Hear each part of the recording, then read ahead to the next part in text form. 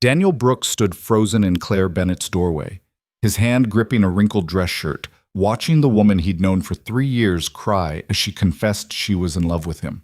The words hung in the air like smoke, impossible to ignore, impossible to breathe through. His phone buzzed with a reminder. Date tonight, 7 p.m.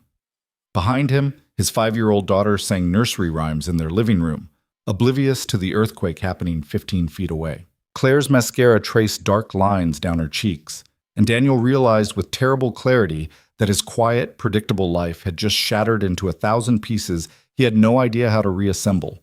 If you're watching from anywhere in the world, drop your city in the comments below and hit that like button. I want to see how far this story travels. Now, let me take you back to where it all began. The autumn sun slanted through Daniel Brooks's kitchen window at exactly 6:47 a.m., the same way it had every morning for the past 3 years. He stood at the counter in his undershirt and work pants, making Emma's lunch with the mechanical precision of a man who'd learned that routine was survival. Peanut butter on wheat bread. Not too much, spread to the edges so it wouldn't leak. Apple slices in the container with the blue lid because she refused to eat them from the red one. Juice box tucked in the side pocket. Daddy, my sock has a bump. Emma appeared in the doorway, 5 years old with his dark hair and her mother's stubborn chin. One sock bunched around her ankle, the other pulled up properly. Daniel set down the knife. Come here, Bug. She hopped over, extending her foot with the dramatic flair of someone whose entire world could be ruined by uncomfortable footwear. Daniel knelt, smoothing the sock over her heel, finding the seam that had twisted. There. Better? Better. She studied him with those serious brown eyes. Are you going to work today? Every day, Em. You know that. But it's Saturday. It's Thursday. She frowned, counting on her fingers. Daniel waited. This was new. Her trying to track days, trying to understand the structure of time. Last week she'd asked why they couldn't just skip to Christmas. Oh. She seemed disappointed. Mrs. Palmer is going to pick me up again? Yep. And you're going to have fun, like always. I guess. She wandered toward the living room, then turned back. Is Claire coming over? Daniel's hand stilled on the lunch bag. Why would Claire come over? I don't know. She usually does on Thursdays. She brings her laundry over on Thursdays. That's different from coming over. But she stays and talks to you. While her clothes wash. That's just being polite. Emma shrugged, already losing interest, and Daniel tried to shake off the strange weight her observation had created. Claire Bennett had lived next door for almost as long as Daniel had owned this house. She was a constant, a friendly face, someone who waved from her driveway, who occasionally borrowed eggs or returned his trash bins from the curb. Thursdays had become a thing because her apartment complex's laundry room had flooded last year and never been properly fixed. He'd offered his washer once, and it had become a pattern. That was all it was. A pattern. He finished packing Emma's lunch, grabbed his work boots from the mat by the door, and checked his phone. 2 texts from his supervisor about a job site change, one from his sister asking if Emma wanted to come to a birthday party next month, and one from Rachel. Still good for tonight? 7 o'clock? Daniel stared at the message. He'd been staring at messages from Rachel for 3 weeks now, ever since his coworker had set them up. She was nice, pretty.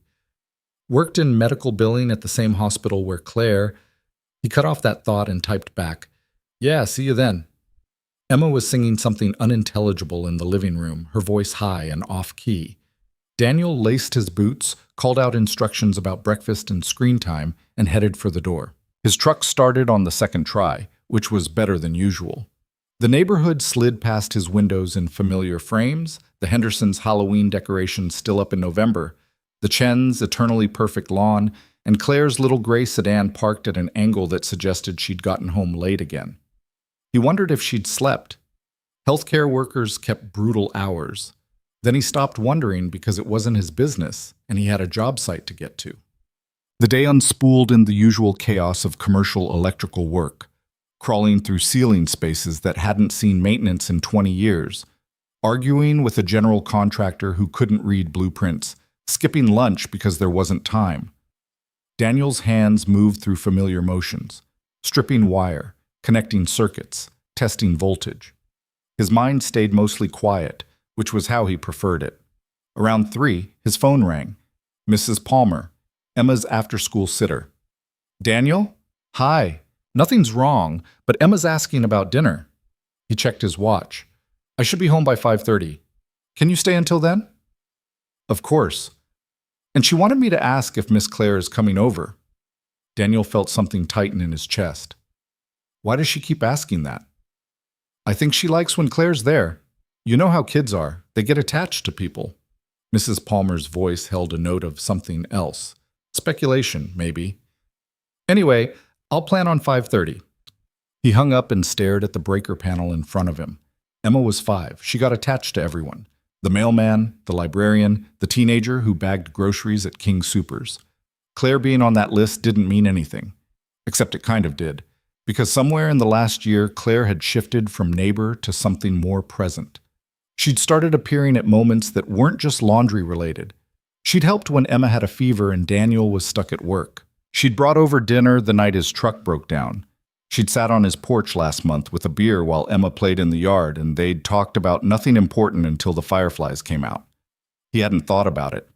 Or he'd thought about it the way you think about anything comfortable, casually, without examination. Now, with a date looming in 4 hours and his daughter asking questions he didn't know how to answer, Daniel was thinking about it. He finished the panel, packed his tools, and drove home through traffic that moved like cold syrup. Mrs. Palmer left at 5:35 with a knowing smile that Daniel pretended not to see.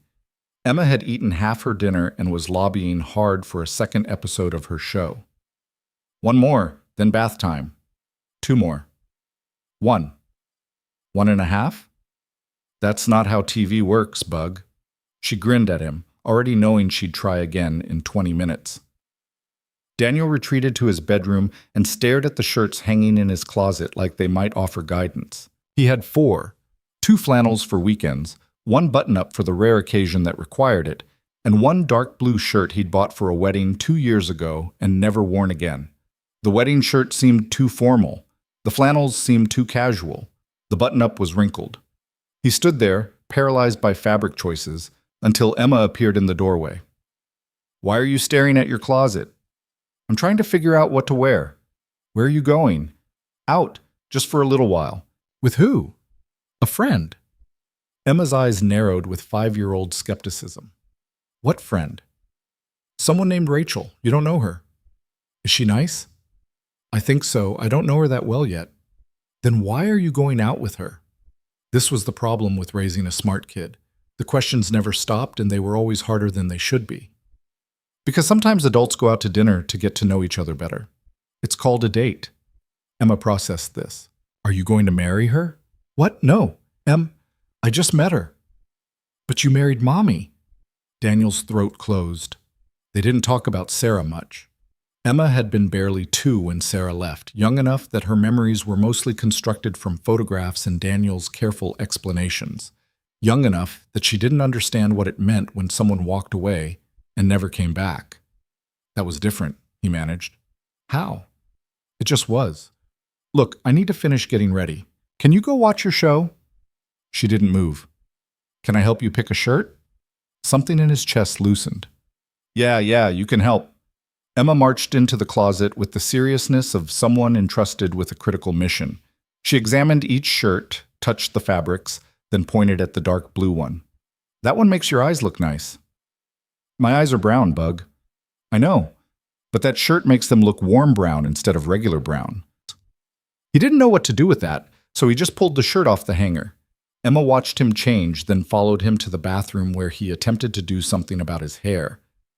You should ask Claire, Emma said. Daniel met her eyes in the mirror. Ask Claire what? About the shirt. She always knows about clothes and stuff. Claire's probably working. Her car's there. I saw it when Mrs. Palmer and I came back from the park. Of course she'd noticed. Emma noticed everything. I don't need to bother Claire about a shirt, Em. But what if the shirt's wrong and your date goes bad? The logic was flawed, but the anxiety behind it was real. Daniel set down his comb and crouched to her level.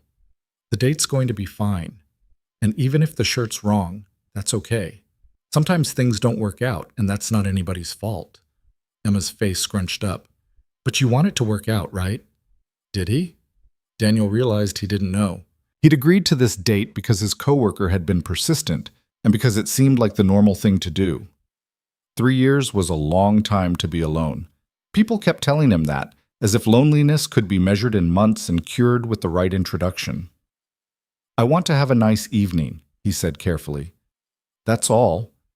Emma seemed satisfied with this, or at least willing to drop it. She wandered back to the living room, leaving Daniel to finish his futile battle with his hair. At 6:30, he gave up, grabbed his keys, and headed for the door. Emma was on the couch, already absorbed in her show. "Mrs. Palmer's going to be here in 10 minutes, he called out. "Be good." "I'm always good." "Be extra good." She waved without looking away from the screen. Daniel stepped outside into the November cold, his breath fogging in the porch light. Claire's house was dark except for one window upstairs. Her bedroom, probably. She kept strange hours, covering shifts at the hospital that seemed designed to destroy any normal sleep schedule. He should just get in his truck and go.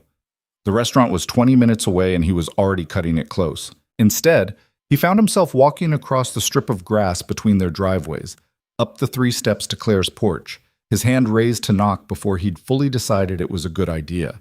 She answered in yoga pants and an oversized sweater, her blonde hair piled on top of her head in a messy knot. No makeup, bare feet. She looked tired in a way that went deeper than one bad shift. "Daniel, is everything okay?" "Yeah, sorry, I know it's late." "It's 6:30. For you, I mean." "I figured you'd just be getting up or going to sleep or—" He stopped, hearing how stupid he sounded. "I need help with something. It's dumb." Claire's expression shifted to something like amusement.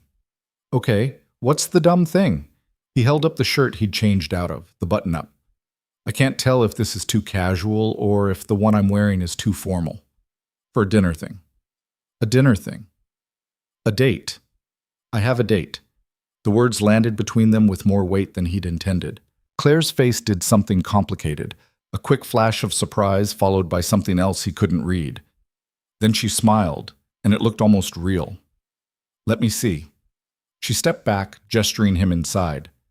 Daniel hesitated on the threshold of her small living room, a space he'd been in a dozen times, but which suddenly felt unfamiliar. Claire's apartment was nothing like his house. Where his place was all function and necessity, hers had personality. Books stacked on every surface, plants hanging in the windows, photographs pinned to the walls in no particular order. It smelled like lavender and coffee. "Turn around," she said. He turned, feeling ridiculous, while she examined him like he was a mannequin. "The blue's good, better than the other one, but it's wrinkled." "I know, I don't have an iron." "You don't have an iron?" "I never need one. I wear work shirts."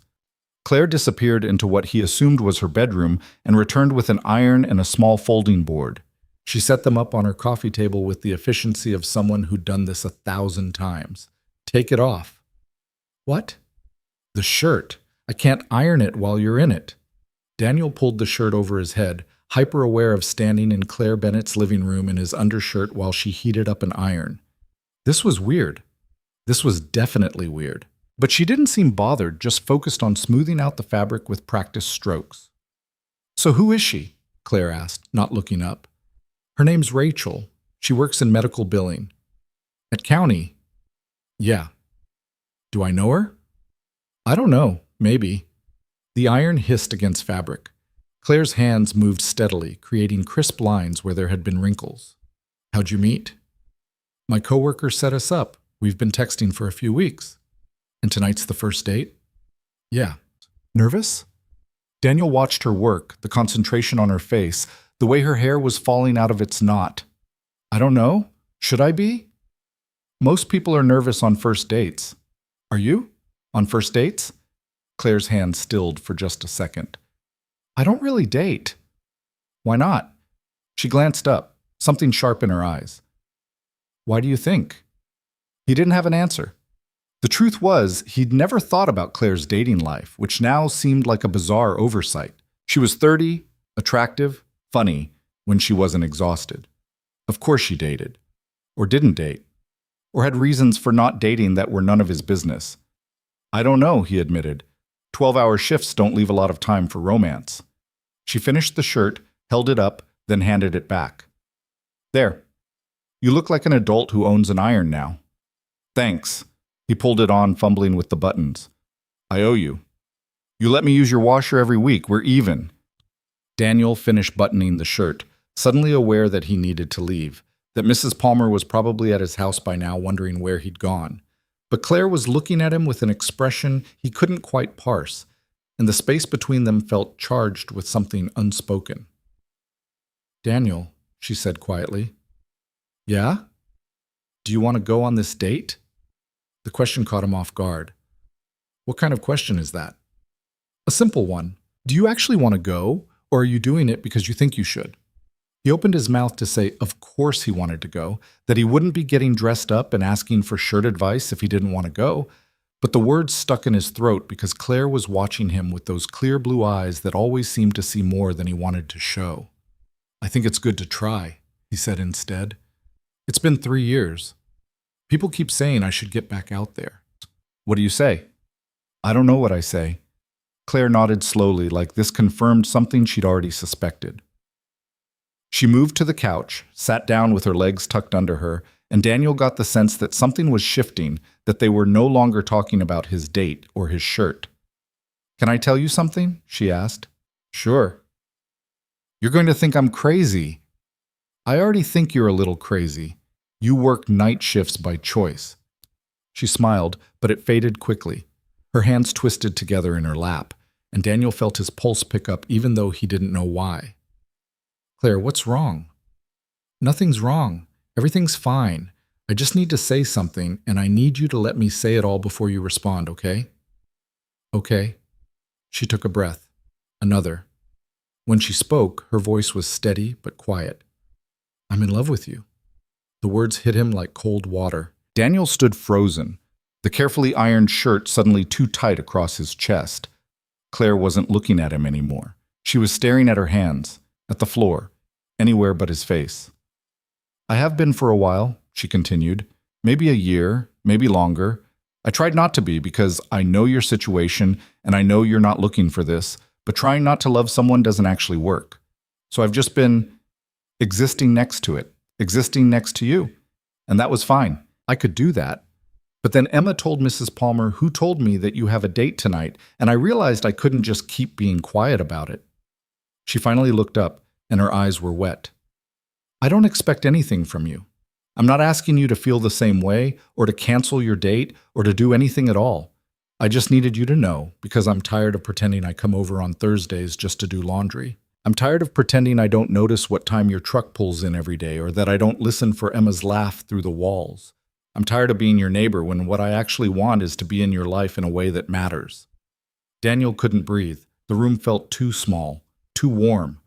Claire was crying now, silent tears that tracked down her face while she waited for him to say something, anything. I should go, he heard himself say.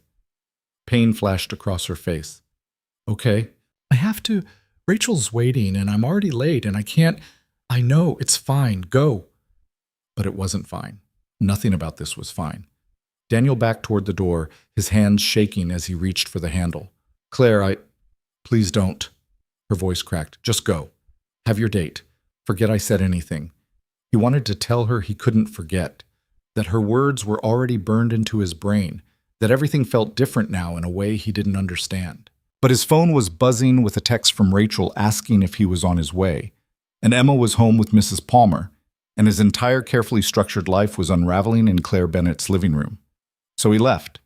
He walked out of her house, across the grass, into his truck, started the engine, pulled out of the driveway, drove toward the restaurant where Rachel was waiting, probably checking her watch, probably wondering if she'd been stood up. Daniel's hands gripped the steering wheel hard enough to hurt.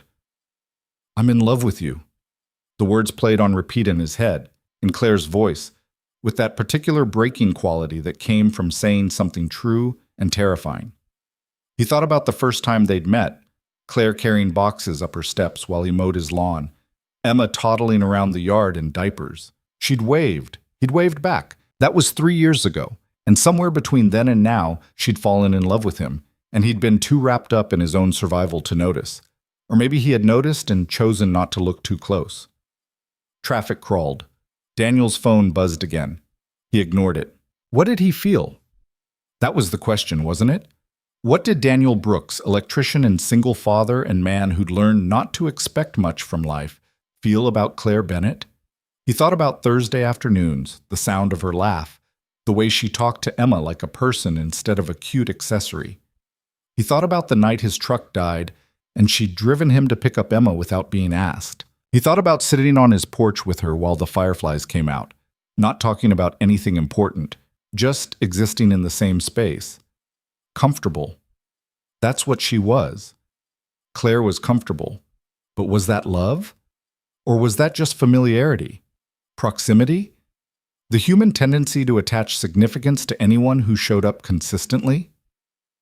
The restaurant appeared on his right, a mid-range Italian place with white tablecloths and soft lighting. Daniel pulled into the parking lot, found a spot, and sat with the engine running.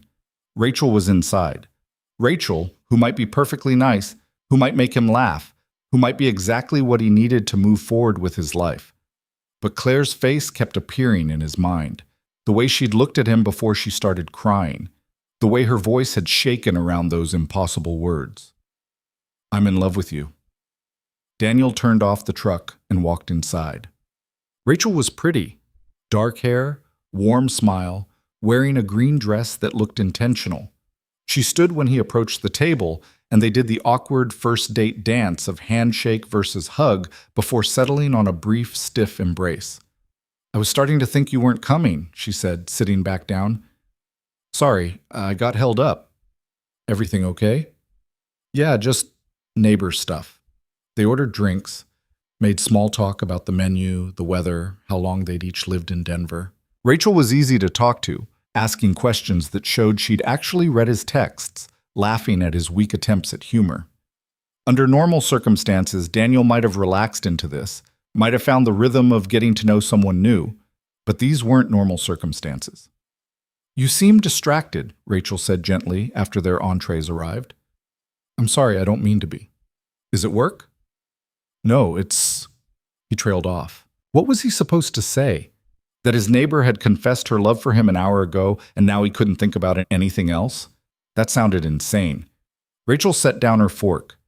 "Daniel, can I be honest with you?" "Please." "I don't think you want to be here." The words should have stung, but instead they felt like relief. "It's not you," he said quickly. "You're great. This is great. It's okay." "Really?" She smiled, and it was kind. "I've been on enough bad first dates to recognize when someone's heart isn't in it, and I'd rather we both admit that now than waste the whole evening pretending." Daniel felt gratitude wash over him. "I'm sorry, this was really unfair to you." "It happens. For what it's worth, whoever she is, she's lucky." "It's not like that. It's complicated." "It always is." Rachel signaled for the waiter. "Let's split the check and call it a night. No hard feelings." They paid, walked out together, said goodbye in the parking lot with a mutual understanding that they wouldn't be seeing each other again. Rachel drove away first, her taillights disappearing into traffic, and Daniel stood by his truck feeling like the world's biggest asshole. He'd known. Somewhere deep down, below all the rationalizations about getting back out there and moving on, he'd known this date was a mistake. But he'd gone anyway because that's what he did. He followed the path of least resistance, the socially acceptable script, the thing that seemed normal. And now Claire thought he'd chosen Rachel over her, which wasn't true. Except maybe it was true. Because what else was she supposed to think when he'd run out of her house without a word? Daniel got in his truck and drove home faster than he should have. Mrs. Palmer was reading on the couch when he walked in at 8:45. She looked up, startled. "That was quick." "It didn't work out. Is Emma asleep?" "Since 8. She asked about you around bedtime, but I told her you'd check on her when you got home." "Thanks. I will." He pulled out his wallet. "Sorry for cutting it short." "Don't worry about it." Mrs. Palmer gathered her things, gave him a sympathetic look that suggested she suspected more than he wanted her to, and left. The house felt too quiet. Daniel checked on Emma, curled up with her stuffed rabbit, breathing softly, then retreated to the living room. He should shower, change clothes, do something productive with the nervous energy coursing through him. Instead, he stood at the window that faced Claire's house. Her lights were still on. The same upstairs window casting a warm glow into the night. Daniel wondered if she was crying, if she regretted telling him, if she was already planning to avoid him for the rest of their lives. The thought of Claire avoiding him felt wrong in a way he couldn't articulate. He pulled out his phone, typed and deleted 3 different messages, then gave up. You couldn't text your way out of something like this. You couldn't fix "I'm in love with you" with emojis and apologies. He had to talk to her, but not tonight. Tonight she needed space, and he needed to figure out what the hell he was feeling before he said something he couldn't take back. Daniel turned away from the window, but not before noticing that Claire's light had gone out. He didn't sleep. Lay in bed staring at the ceiling, running through every interaction he'd had with Claire over the past 3 years like they were clues to a mystery he'd been too stupid to solve. The way she always seemed to know when he'd had a rough day. The way she paid attention to what Emma liked, remembered details about his work, asked questions that suggested she actually cared about the answers. The way she looked at him sometimes when she thought he wasn't paying attention. How had he missed it? Or had he missed it? Maybe part of him had known all along and just chosen not to acknowledge it because acknowledging it would mean dealing with it, and Daniel Brooks was excellent at not dealing with things. Around 3 a.m., Emma crawled into his bed. "Can't sleep," she mumbled, burrowing under his arm. "Me neither, Bug." "Why not?" "Grown-up stuff." "Is it about your date?" "Sort of." Emma was quiet for a moment. "Did Rachel not like you?" "I think she liked me fine. We just weren't a good match." "Oh." Another pause. "Are you sad?" Was he? Daniel tried to inventory his feelings and came up empty. Not sad, not relieved, just untethered, like someone had cut a rope he didn't know he was holding on to. "I'm okay," he said. Emma snuggled closer. "I think Claire would be a better match." Daniel's breath caught. "Why do you say that?" "Because she already loves us." The simple certainty in her voice nearly broke him. She does. I can tell. She makes that face." "What face?" "The face like—" Emma scrunched up her features in an exaggerated expression of fondness. "Like she thinks we're the best thing ever." Daniel stared at his daughter in the darkness, this tiny person who saw things he'd trained himself not to see. "Go to sleep, Bug. Will you talk to Claire tomorrow?" "Maybe." "You should. She was sad today." "How do you know that?" "I saw her when Mrs. Palmer picked me up. She was sitting on her porch, and she looked like how I look when you say I can't have more cookies." Great. Now he was making everyone miserable. Emma fell asleep within minutes, her small body warm against his side. Daniel stayed awake, watching the early morning light creep across the ceiling, trying to figure out what came next. Because something had to come next. You couldn't just ignore a confession like that. You couldn't pretend everything was normal when normal had been redefined in the space of 5 minutes. Claire loved him. Claire had loved him for a year, maybe more, while he'd been sleepwalking through his life, too scared or too stubborn or too damaged to notice. And now he had to decide what to do about it. Friday morning arrived with the kind of gray, heavy sky that threatened snow. Daniel made Emma breakfast, got her ready for school, handed her off to Mrs. Palmer for the after-school pickup. Normal Friday routine. Everything the same except nothing was the same. Claire's car wasn't in her driveway. Night shift, probably. Or maybe she was avoiding him, which would be fair. Daniel went to work, climbed through crawl spaces, connected circuits, tried not to think about blue eyes and a breaking voice saying, "I'm in love with you." He failed spectacularly. His coworker, Mike, the one who'd set up the date, cornered him during lunch. "So? How'd it go with Rachel?" "It didn't." "What happened?" "We weren't compatible." Mike frowned. "You gave up after one date?" "It wasn't giving up, it was recognizing reality." "Man, you can't keep doing this. You can't keep shutting down every option that comes your way." Daniel set down his sandwich. "I'm not shutting down options. I'm being honest about what I want." "Which is what?" Good question. What did Daniel Brooks want? For 3 years, the answer had been simple.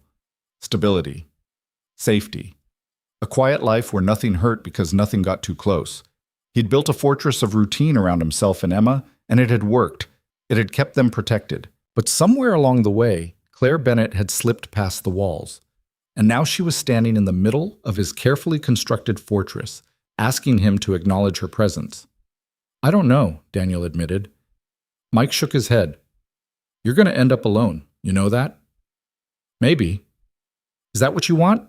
Daniel thought about Emma asking if Claire was coming over, about Thursday afternoons and shared beers on the porch, about comfort and laughter and someone who showed up. No, he said quietly. That's not what I want. He got home at 6 to find Emma watching TV and Mrs. Palmer looking concerned. Everything all right? He asked. Miss Claire stopped by earlier. She wanted to drop off some things she'd borrowed, measuring cups, I think, but she seemed upset. I asked if she wanted to wait for you, but she said no. Daniel's stomach dropped. Did she say anything else? Just that she wouldn't be needing the washer anymore, that she'd found another solution. Of course. She was cutting ties, removing herself from his life to make it easier for both of them. It was the logical thing to do, the kind thing to do. It felt like amputation. Thanks for telling me, Daniel managed. Mrs. Palmer left, and Daniel stood in his kitchen trying to figure out what he was supposed to do now. Go over there? Give her space? Wait until the weekend? Emma solved the problem by appearing at his elbow. Is Claire mad at us? No, Bug, she's not mad. Then why isn't she coming over anymore? It's complicated. That's what you always say when you don't want to explain. Smart kid. Too smart. Claire and I need to have a grown-up conversation, he said carefully, but it's not your fault, and she's not mad at you. Emma considered this. Are you scared? The question caught him off guard. Of what? Of talking to Claire. You look scared. Daniel knelt down to her level. Yeah, I am a little scared. Why? Because sometimes the important conversations are the scary ones, but you still have to have them. Emma nodded solemnly. Like when I had to tell you I broke your lamp. Exactly like that. But I felt better after I told you, even though I got in trouble. You're very wise, you know that? She grinned. I know. Daniel waited until Emma was asleep. Then he waited another 30 minutes, pacing his living room, rehearsing and discarding a dozen different opening lines. Finally, at 9:30, he walked across the grass to Claire's door and knocked. No answer. He knocked again, harder. The door opened. Claire stood there in scrubs, her hair wet like she'd just showered. She looked exhausted and guarded and not at all happy to see him. It's late, she said. I know. Can we talk? I don't think that's a good idea. Claire, please. She hesitated, then stepped back. 5 minutes. He followed her inside to the same living room where his world had tilted off its axis 24 hours ago. Claire didn't sit, neither did he. I'm sorry, he started. For what? For running out yesterday, for not saying anything, for... Daniel, stop. Her voice was firm. You don't owe me an apology. I put you in an impossible position, and you reacted the way anyone would. It's fine. It's not fine, and I do owe you an explanation. You don't. You went on your date, and that was your answer. I get it. The date lasted an hour. Claire blinked. What? I couldn't focus. Couldn't think about anything except what you said. Rachel knew it wasn't working, so we called it early. He took a breath. I haven't been able to think about anything else since you told me. She crossed her arms, defensive. And what conclusion did you come to? That I've been an idiot. That's not a conclusion. That's self-flagellation. Claire, listen to me. Her eyes were bright. I don't want your guilt or your pity or your sense of obligation. I told you how I felt because I needed you to know, but that doesn't mean you have to do anything about it. You're allowed to not feel the same way. You're allowed to want someone else. You're allowed to keep living your life exactly how it was. What if I don't want to? The question hung between them. Claire's expression shifted. Confusion, hope, fear, all playing across her features. What are you saying? She whispered. Daniel moved closer, not touching her, but close enough to see the pulse beating in her throat. I'm saying I don't know what I feel yet. I'm saying I need time to figure it out. I'm saying the thought of you not being in my life anymore made me feel like I couldn't breathe. He paused. I'm saying I think you might be right, and I've been too scared to look at it.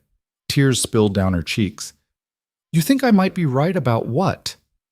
About there being something here, between us. Daniel, don't do this unless you mean it. I can't. Her voice broke. I can't be your experiment. I can't be the thing you try because you feel bad. You're not. You're not an experiment, Claire. He struggled for words. You're the person who shows up. You're the person Emma asks about.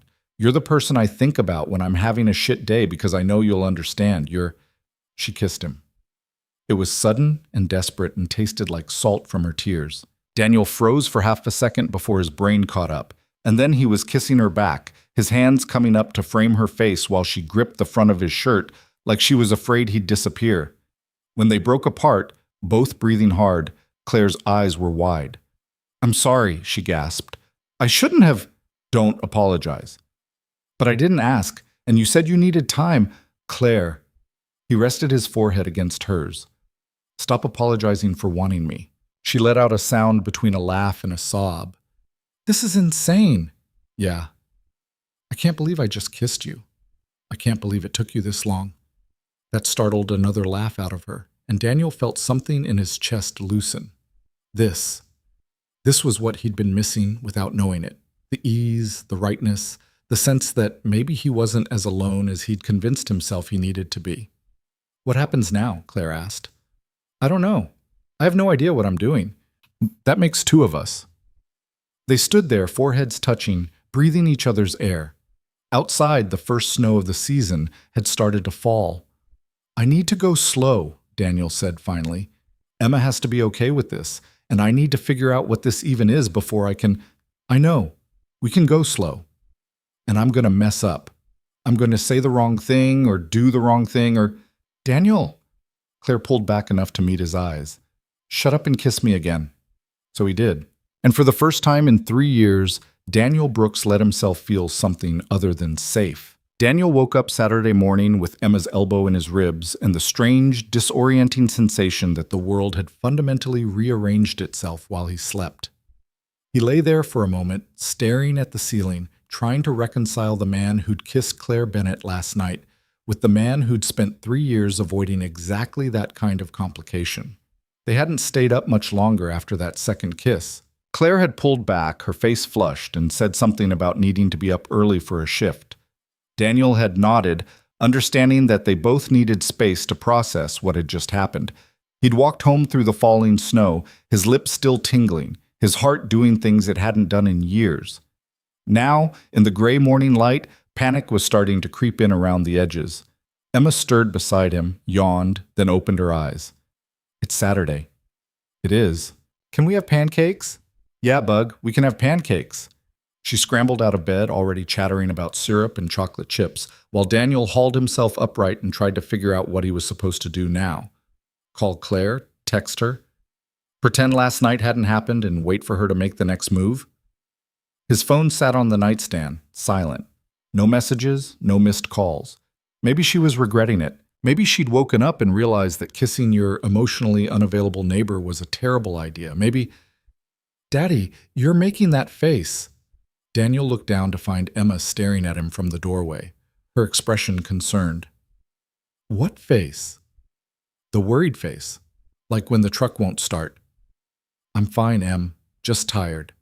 She didn't look convinced but let it drop, disappearing toward the kitchen. Daniel followed, pulling on a sweatshirt against the morning chill. Through the window he could see Claire's driveway. Her car was gone. Early shift, like she'd said. He tried not to feel disappointed.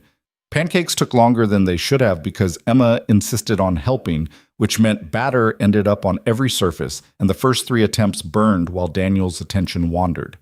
They ate at the small kitchen table, Emma swinging her legs and talking about a classmate's birthday party next week. "Can I go, please?" "When is it?" "Next Saturday. At that place with the trampolines." Daniel made a mental note to check his schedule. "We'll see." "That means yes, right?" "It means we'll see." She grinned at him, syrup on her chin, and Daniel felt a wave of fierce love for this kid who'd been his entire world for so long. Whatever happened with Claire, whatever this new thing was, Emma had to come first. She had to be okay with it, had to feel safe, had to know that nothing would change the fundamental fact of them. His phone buzzed. Daniel grabbed it too quickly, then felt stupid when he saw it was just Mike asking about covering a Sunday shift. Not Claire. He set the phone down and focused on finishing breakfast. The morning passed in the usual Saturday rhythm: cartoons, laundry, a trip to the grocery store where Emma convinced him to buy the cereal with the toy inside, even though she never ate it. Normal life, continuing as if Daniel's entire internal landscape hadn't been rearranged. They got home around noon. Daniel was unloading groceries when he heard Emma's voice from the living room, high and excited. "Claire, you're here!"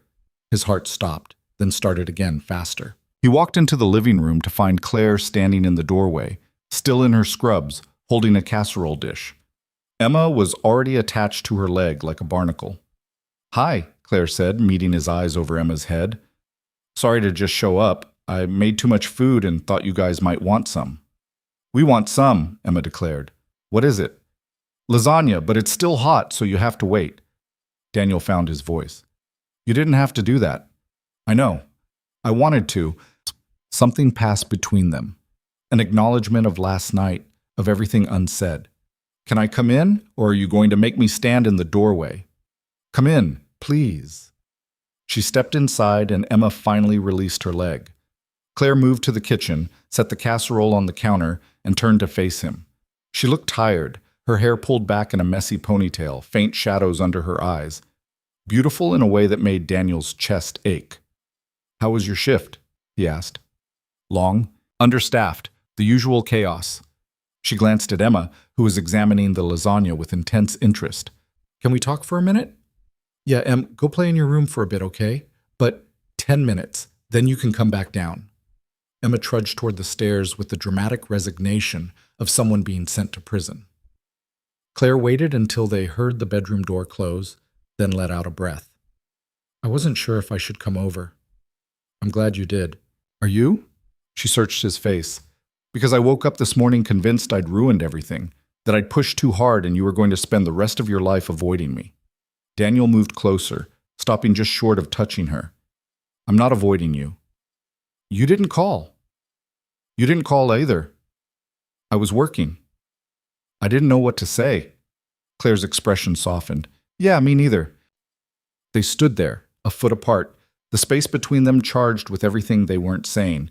Daniel could hear Emma's footsteps overhead, the creak of her bedroom floor.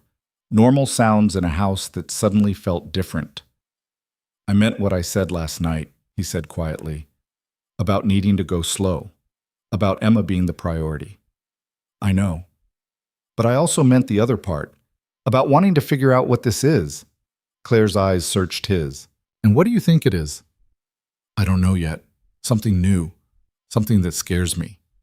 He reached out, brushed a strand of hair from her face. "Something that might be worth being scared for." She caught his hand, held it against her cheek. "I can work with that." "Can you?" "Because I'm going to mess this up, Claire. I'm going to overthink and pull back and probably hurt you without meaning to." "Probably." "And you're okay with that?" "I didn't say I was okay with it. I said I can work with it." She turned her head, pressed a kiss to his palm. "I've loved you for over a year, Daniel. I'm not expecting perfection. I'm just asking for honesty." The word love still felt too big, too heavy. But the way she said it, casual, matter-of-fact, like it was simply true, made it seem less terrifying. "I can try," he said. "That's all I want." Footsteps thundered down the stairs. Emma appeared, breathless. "Has it been 10 minutes?" "Close enough," Daniel said, stepping back from Claire. Emma didn't seem to notice the charged atmosphere, just launched into a detailed explanation of the toy she'd been playing with upstairs. Claire listened with genuine interest, asking questions, laughing at Emma's dramatic reenactments. Watching them together, Daniel felt something shift in his chest. This wasn't new, he realized. This dynamic, Claire engaging with Emma, Emma lighting up in Claire's presence, had been building for months. He'd just been too stubborn or too scared to see it. "Can Claire stay for lunch?" Emma asked suddenly. Daniel looked at Claire. "Can you?" "I should probably sleep. I've been up for 18 hours. "Please?" Emma deployed her most effective weapon, the big eyes. Claire glanced at Daniel, a question in her expression. He nodded slightly. "Okay," she said, "but just for a little while." Emma cheered and ran to get plates. Claire moved closer to Daniel, her voice low. "Is this okay? Me being here with Emma?" Yeah, it's good. She's been asking about you. Has she? Constantly. I think you're her favorite person. Claire's smile was soft. She's pretty high on my list, too. They ate lasagna at the kitchen table, Emma dominating the conversation with stories from school, observations about her classmates, theories about why snow was white. Claire engaged with all of it, never talking down to her, treating her questions like they mattered. Daniel mostly watched, trying to reconcile this scene with the fortress he'd built around his life.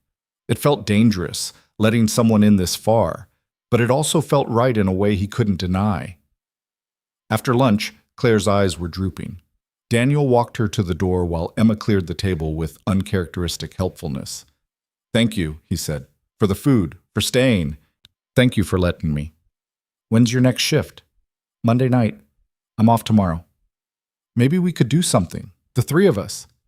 "If you want." Claire's face lit up. "Really?" "Yeah, Emma's been asking to go to the park. We could make it a thing." "I'd like that." She leaned in, and for a moment Daniel thought she was going to kiss him, but she seemed to think better of it with Emma in the next room, just squeezed his hand instead. "Get some sleep," he said. "You too. You look exhausted." "I didn't sleep much last night." "Me neither." She left, and Daniel stood in the doorway watching her cross to her house. She turned at her door, waved, and something warm unfurled in his chest. Emma appeared at his elbow. "Is Claire your girlfriend now?" Direct hit. Daniel closed the door, trying to figure out how to answer. "I don't know yet, Bug. We're figuring things out." "But you like her, right?" "Yeah, I like her." "Good. Me too." Emma paused. "Does this mean she'll come over more?" "Maybe. Would that be okay with you?" Emma considered this with the seriousness of a judge. "Will she still be nice to me?" "Of course." "And you'll still have time for just us?" Daniel's throat tightened. "Always. No matter what happens with Claire, you're my priority. You and me, that doesn't change." Emma nodded, satisfied. "Okay then. I think it's good." "You do?" "Yeah, you smile more when she's here, and she makes really good lasagna." Leave it to a 5-year-old to cut through all the complexity and get to the heart of things. Sunday dawned cold and clear. Daniel texted Claire at 9, half expecting her to back out, but she responded immediately with enthusiasm and too many exclamation points. They agreed to meet at the park at 11. Emma spent the intervening hours in a state of excited chaos, changing her outfit 3 times and insisting that Daniel wear the nice jacket, not the work one. He complied, amused by her sudden interest in his wardrobe. "Why does it matter what I wear to the park?" "Because Claire will see you." "Claire's seen me in work clothes 100 times. "But this is different. This is a date." "It's not a date. We're going to the park." Emma gave him a look that suggested she knew better. "It's a date, Daddy." Maybe she was right. Daniel didn't know the rules anymore. Wasn't sure where the line was between friendly outing and something more intentional. He settled on jeans and the jacket Emma approved of, ran a hand through his hair, and tried not to feel like a teenager. Claire was waiting at the park entrance when they arrived, wearing jeans and a blue sweater that matched her eyes. She'd done something different with her hair, left it down, soft waves framing her face, and Daniel had to remind himself that Emma was watching. "Hi," Claire said, smiling at both of them. "Hi." Emma grabbed her hand. "Come on, I want to show you the good swings." She dragged Claire toward the playground, leaving Daniel to follow. The park was busier than he'd expected for a cold November morning. Families bundled against the chill, kids running wild, the sound of laughter and shouting carrying on the wind. Daniel found a bench with a view of the swings and settled in to watch. Claire was pushing Emma, who was shrieking with delight, demanding to go higher. The scene was so normal, so domestic, that it made Daniel's chest ache. "She's good with kids." Daniel turned to find an older woman on the next bench smiling at him. "Yeah, she is." "Your wife?" The question caught him off guard. "Oh, no, we're just—" What were they, friends? More than friends? "We're figuring it out." The woman's smile widened. "Well, from where I'm sitting, it looks pretty figured out." She wandered off before Daniel could respond, leaving him to sit with that observation. "Did it look figured out?" From the outside, did they seem like a family? The kind of unit he'd stopped believing was possible? Claire caught his eye across the playground, waved. Emma was hanging upside down from the monkey bars now, defying gravity and parental anxiety. Daniel waved back and Claire left Emma to her gymnastics, crossing to the bench.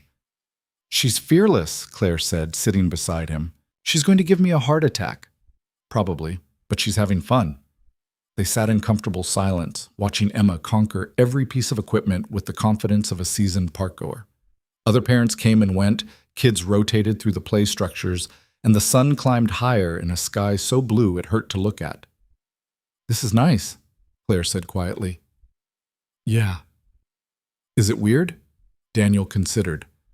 "A little, but good weird. I keep waiting for it to feel wrong. Like I'm overstepping or inserting myself where I don't belong." He turned to look at her. "You belong here, Claire." "Do I?" "Emma thinks so. And Emma's usually right about people." Claire's smile was soft. "What about you? What do you think?" "I think I'm still figuring it out, but I think—" He paused, choosing words carefully. "I think maybe you've belonged here for a while and I was too stubborn to see it." She reached over, laced her fingers through his. The touch was easy, natural, like they'd been doing it for years instead of days. "We should probably talk about logistics," she said. "Logistics?" "Like what we tell people. How we handle this in front of Emma. Whether we're keeping it quiet or—" "I don't want to keep it quiet." Claire blinked. "You don't?" "No, I'm not going to broadcast it, but I'm not going to hide it either." He squeezed her hand. "Emma knows something's different. I'm not going to lie to her about it. And other people? Your family? Your coworkers?" Daniel hadn't thought that far ahead. His sister would have opinions, she always did. His coworkers would make jokes. His mother would probably start planning a wedding before the first month was out. "We'll deal with them as they come up," he said. "Right now I just want to focus on this. On us figuring out what we are." Claire nodded slowly. "Okay, I can work with that." Emma ran over, breathless and pink-cheeked. "I'm hungry." "You're always hungry," Daniel said. "Can we get hot chocolate?" "There's a coffee shop across the street," Claire offered. "They have good hot chocolate and those cookies with the chocolate chips." Emma's eyes lit up. "Can we, Daddy? Please?" How was he supposed to say no to that face? They walked to the coffee shop, Emma between them, holding both their hands and swinging her arms like she was conducting an orchestra. Inside the shop was warm and crowded, smelling of espresso and cinnamon. They found a table by the window, and Claire went to order while Daniel and Emma claimed the seats. "This is fun," Emma said, kicking her legs under the table. "Yeah?" "Yeah, it feels like when we're all together, things are better." "What do you mean?" She scrunched up her face, thinking. "Like you laugh more. And I don't have to worry about you being sad." Daniel's heart clenched. "I'm not sad, Bug. Not now. But sometimes you are. I can tell." He hadn't realized she'd noticed. Hadn't thought about how his grief, his loneliness, might be visible to a 5-year-old who watched everything. "I'm doing better," he said carefully. "Especially lately." "Because of Claire?" "Maybe. Partly." Emma nodded like this made perfect sense. "I think she makes you happy, like how ice cream makes me happy." Daniel laughed despite himself. "I'm not sure that's the same thing." "Why not? Happy is happy." Claire returned with their drinks. Hot chocolate for Emma, coffee for the adults. She'd gotten a cookie the size of a plate and broken it into pieces for sharing. They sat together in the window, watching people pass on the street, not talking much, just existing in each other's space. It was the kind of moment Daniel had stopped letting himself hope for. Simple, easy, right. His phone rang. His sister Karen. "I should take this," he said apologetically. Claire nodded and he stepped outside into the cold. "Hey. Hey yourself. I haven't heard from you in a week. Everything okay?" "Yeah, everything's good." "You sound weird. What's going on?" Daniel watched through the window as Claire helped Emma with her hot chocolate, wiping foam from her nose. "I'm kind of seeing someone." Silence. Then, "You're what?" "Seeing someone, dating. I don't know what to call it." "Daniel Brooks is dating. Mark the calendars. Who is she?" "My neighbor." "Claire." The one who does laundry at your house? That's her. More silence, this time thoughtful. How long?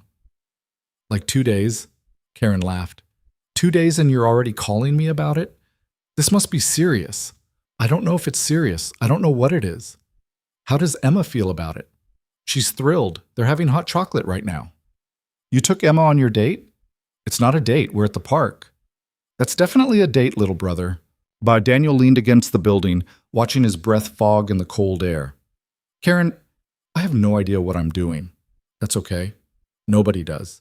I don't want to screw this up. Then don't. Helpful. She laughed again. Look, from what you've told me about Claire, she sounds great. And if Emma likes her, that's huge. You just take it one day at a time and stop overthinking. I'm not overthinking. You absolutely are. I can hear it in your voice. She paused. I'm happy for you, Dan. Really. You deserve this. I don't know if deserve has anything to do with it. Well, I think it does. Now go back to your not date and stop hiding outside. He hung up and headed back in. Claire looked up as he slid into his seat, a question in her eyes. My sister, he explained. She says hi. You told her? Yeah. Is that okay? Claire's smile was warm. Yeah, that's more than okay. Emma had chocolate on her face and her hands and somehow in her hair. Daniel wiped her down with napkins while she protested, then gave up when he realized it was a losing battle. They'd do a full cleanup at home. The afternoon stretched out in lazy comfort. They walked back to the park, then to the duck pond where Emma threw breadcrumbs despite the sign that said not to. Claire didn't lecture her, just quietly redirected her to watching instead, and Emma complied without argument. You're good at that, Daniel observed. At what? Redirecting her without making her feel bad. I work with kids in the ER sometimes. You learn to choose your battles. They found another bench, this one overlooking the pond. Emma ran ahead, chasing geese that honked indignantly at her approach. Can I ask you something? Claire said. Sure. What happened with Emma's mom? The question didn't surprise him. It had been hovering in the background since Friday night. She left when Emma was 2, said she wasn't ready to be a mother, that she'd made a mistake. I'm sorry. I was angry for a long time, not even about her leaving me, but about her leaving Emma. What kind of person walks away from their kid? A scared one, maybe. Daniel looked at her. You're more generous than I am. I'm not defending what she did, just saying that people do terrible things when they're afraid. Claire's voice was careful. Do you still love her? No, I don't think I ever really did, to be honest.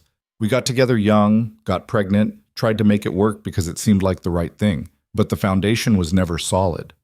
And now?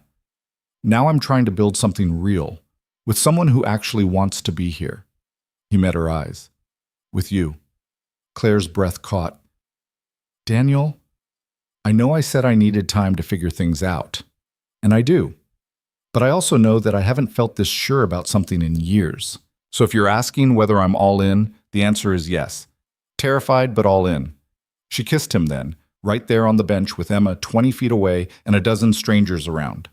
It was quick, soft, a promise more than a declaration. When she pulled back, her eyes were bright. I'm all in too. Emma came running over, oblivious to what she'd missed. Can we go home now? I'm cold. Yeah, Bug, let's go home. They walked back together, Emma between them again, talking about the geese and the ducks and whether animals got cold in winter. Daniel half listened, his mind on Claire's hand in his, on the way she fit into his life like she'd always been there. At the house, Claire hesitated. I should probably head back. Or you could stay for dinner, Daniel offered. Nothing fancy, just spaghetti or something. Emma tugged on Claire's sleeve. Please stay. Daddy's spaghetti is good. Is it? It's adequate, Daniel admitted. Well, adequate spaghetti sounds perfect. They cooked together, Claire chopping vegetables while Daniel boiled water and Emma set the table with exaggerated care. The kitchen felt crowded in the best way, full of warmth and movement and the kind of domestic chaos Daniel had stopped expecting. You're getting sauce on your shirt, Claire pointed out. Story of my life. She moved closer, dabbed at the spot with a towel, and Daniel caught her wrist gently. Thank you. For pointing out the sauce? For being here.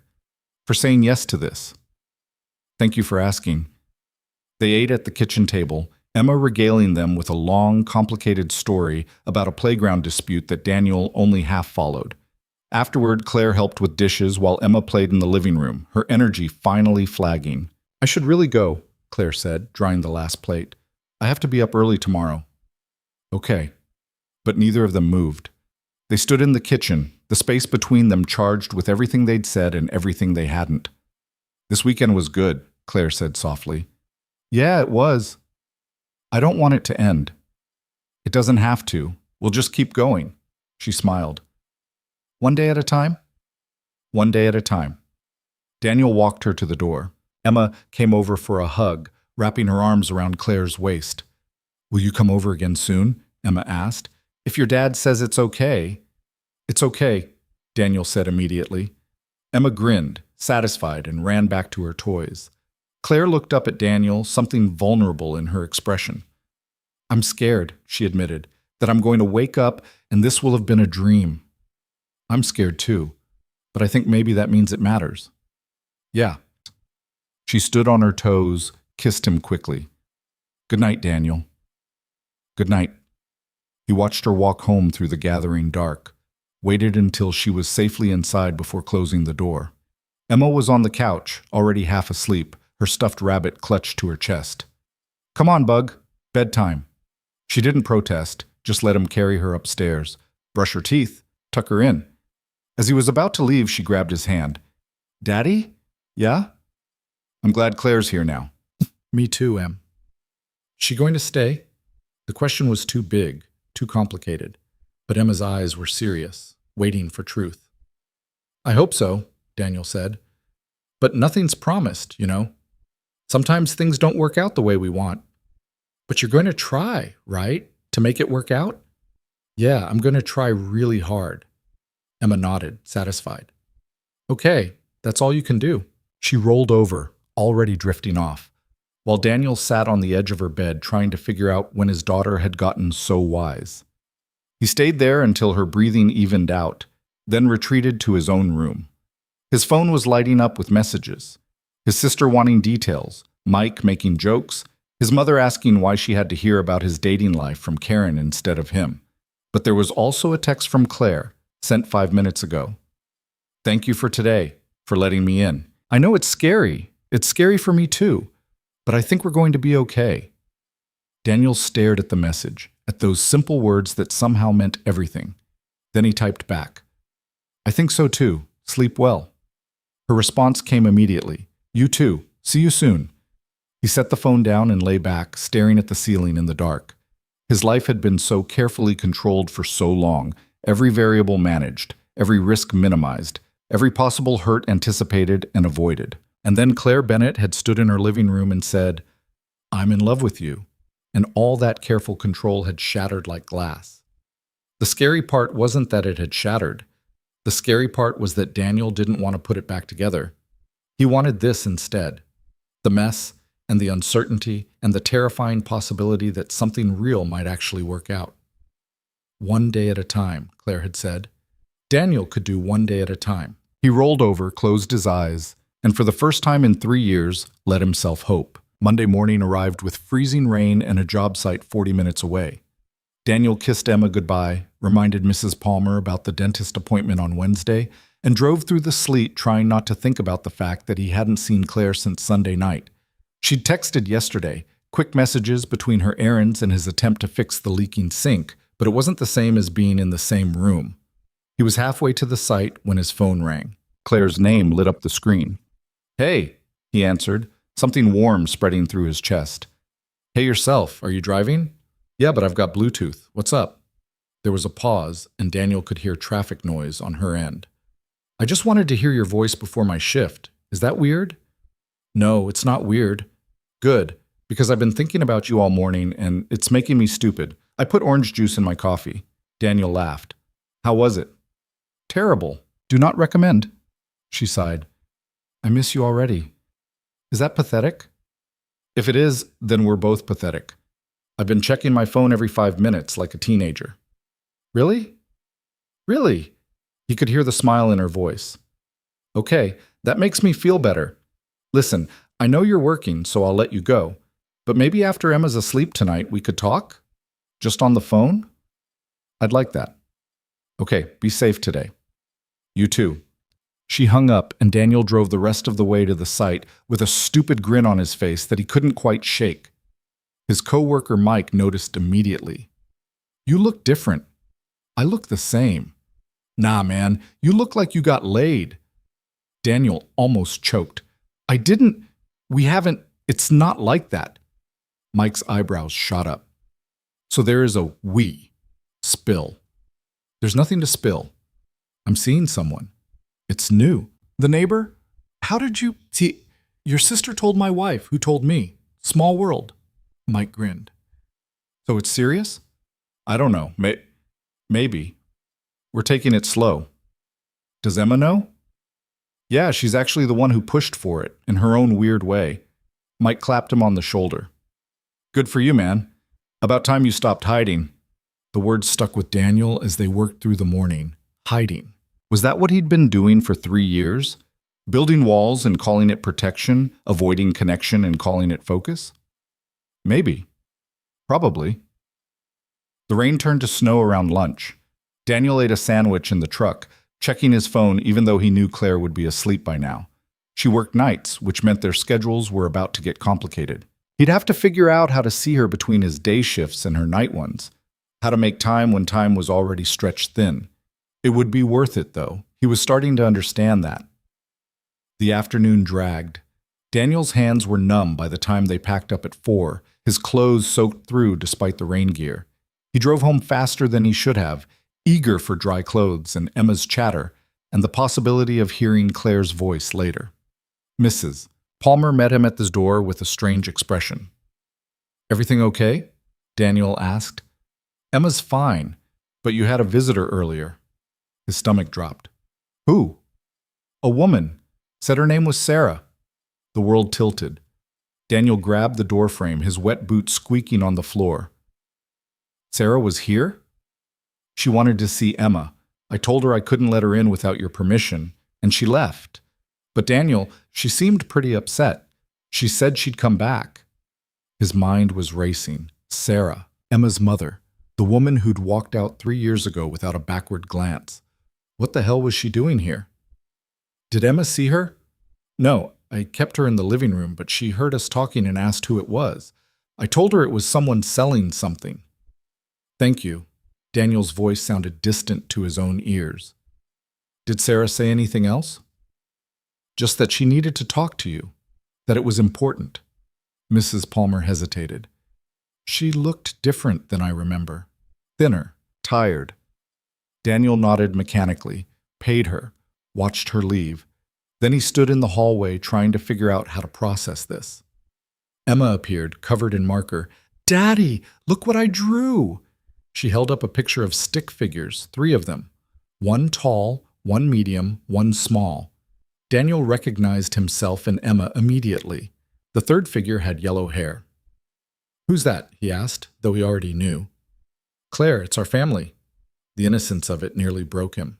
Emma thought they were a family now, her, Daniel, and Claire, and maybe they were becoming that, in their own fragile, tentative way. But Sarah's reappearance threatened to shatter everything.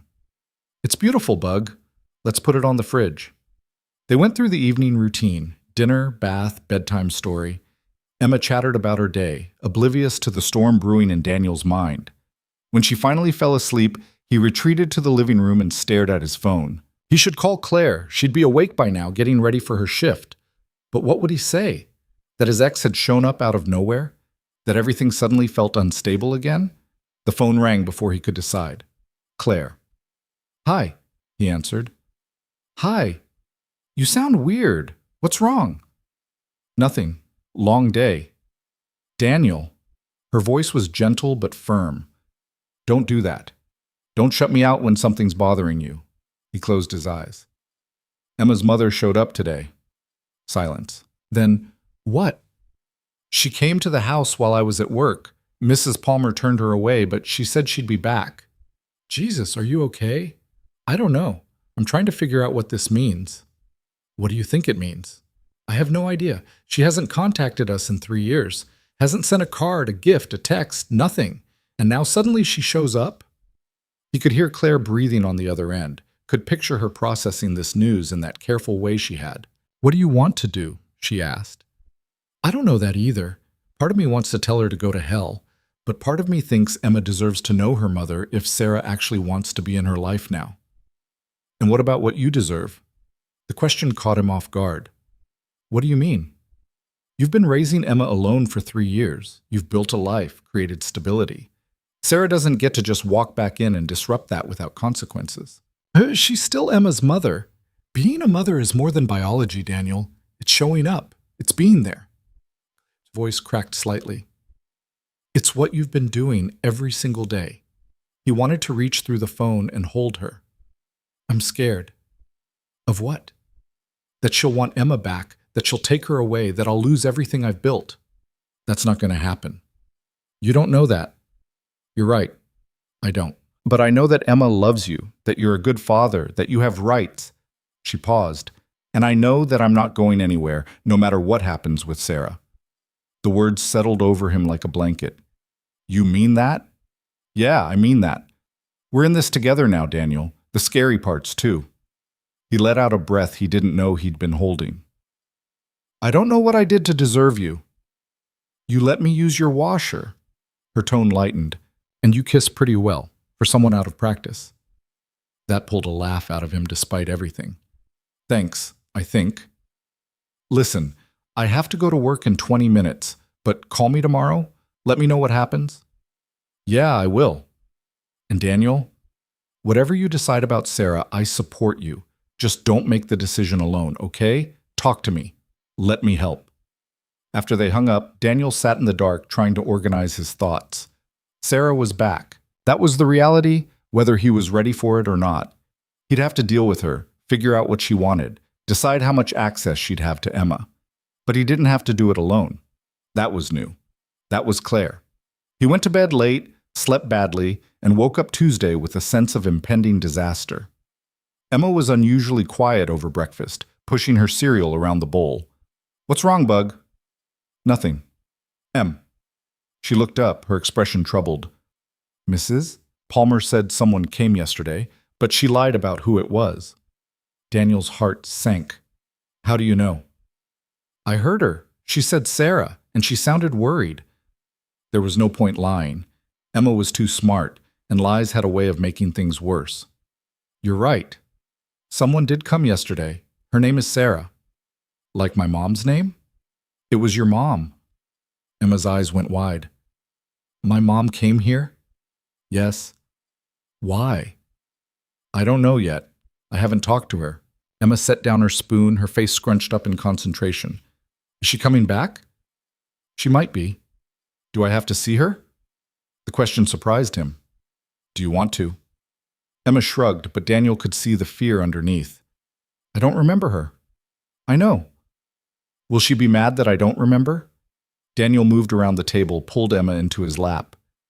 "No one's going to be mad at you.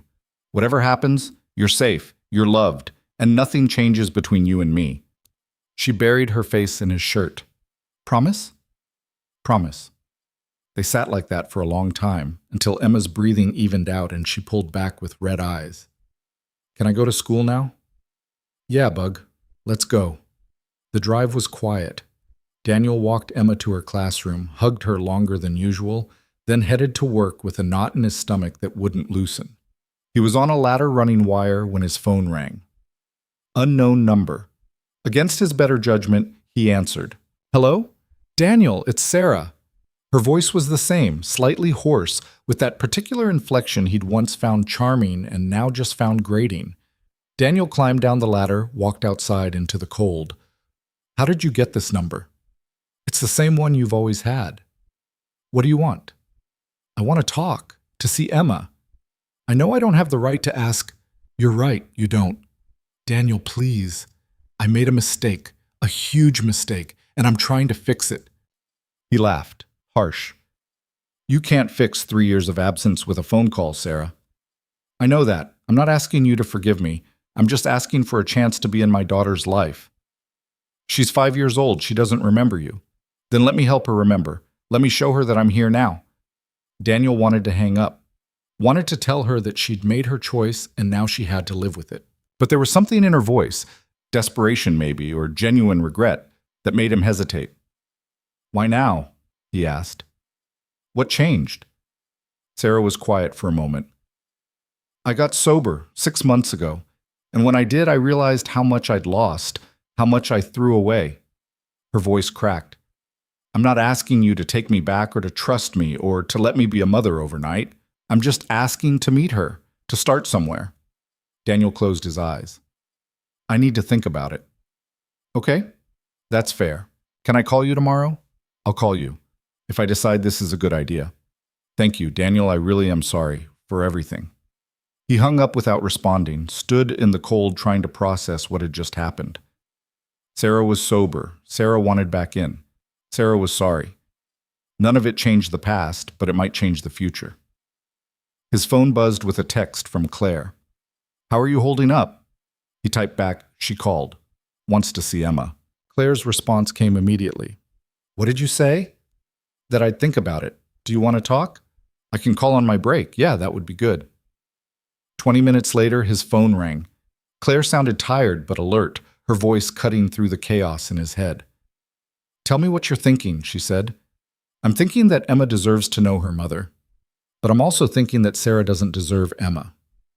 Those can both be true. I'm scared of letting her in and having her leave again. Emma's just starting to understand what happened.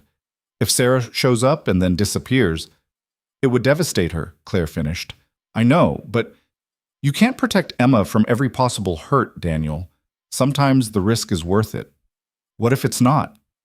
Then you'll be there to pick up the pieces, like you always are." She paused. "What does your gut say?"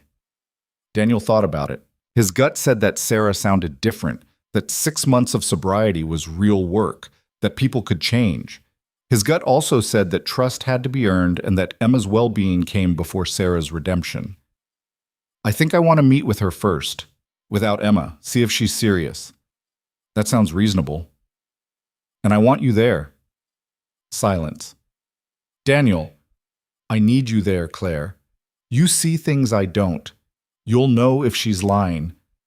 "Are you sure?" "That's a lot to ask." "I'm sure." He could hear her breathing, considering. "Okay, if you want me there, I'll be there." "Thank you." "When are you thinking? Tomorrow night, after Emma's asleep?" "I'll make it work." They talked for a few more minutes before Claire had to go back to work. Daniel returned to the job site with a plan forming in his mind. Meet Sarah. Assess the situation. Decide from there. It wasn't perfect, but it was something. He picked up Emma from school that afternoon, took her for ice cream even though it was freezing, and watched her demolish a sundae while talking about her friend's new puppy. "Daddy, can we get a puppy?" "We've talked about this, Em. Puppies are a lot of work." "But I'd help." "You can't even remember to brush your teeth without reminding." She grinned, chocolate sauce on her chin. "But I'm getting better." He couldn't argue with that. She was getting better at a lot of things. Remembering her backpack, putting away her toys, understanding that the world didn't revolve around her immediate wants. Growing up. "Emma, I need to talk to you about something." Her face got serious. "Is it about my mom?" "Yeah, how did you know?"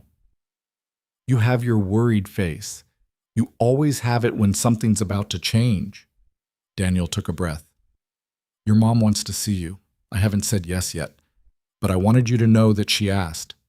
Emma looked down at her ice cream. "Do you think she's nice?" "I think she made some bad choices, but I also think people can change if they work hard enough." "Do you want me to see her?" "I want you to be happy and safe. If seeing her helps with that, then yes. If it doesn't, then no."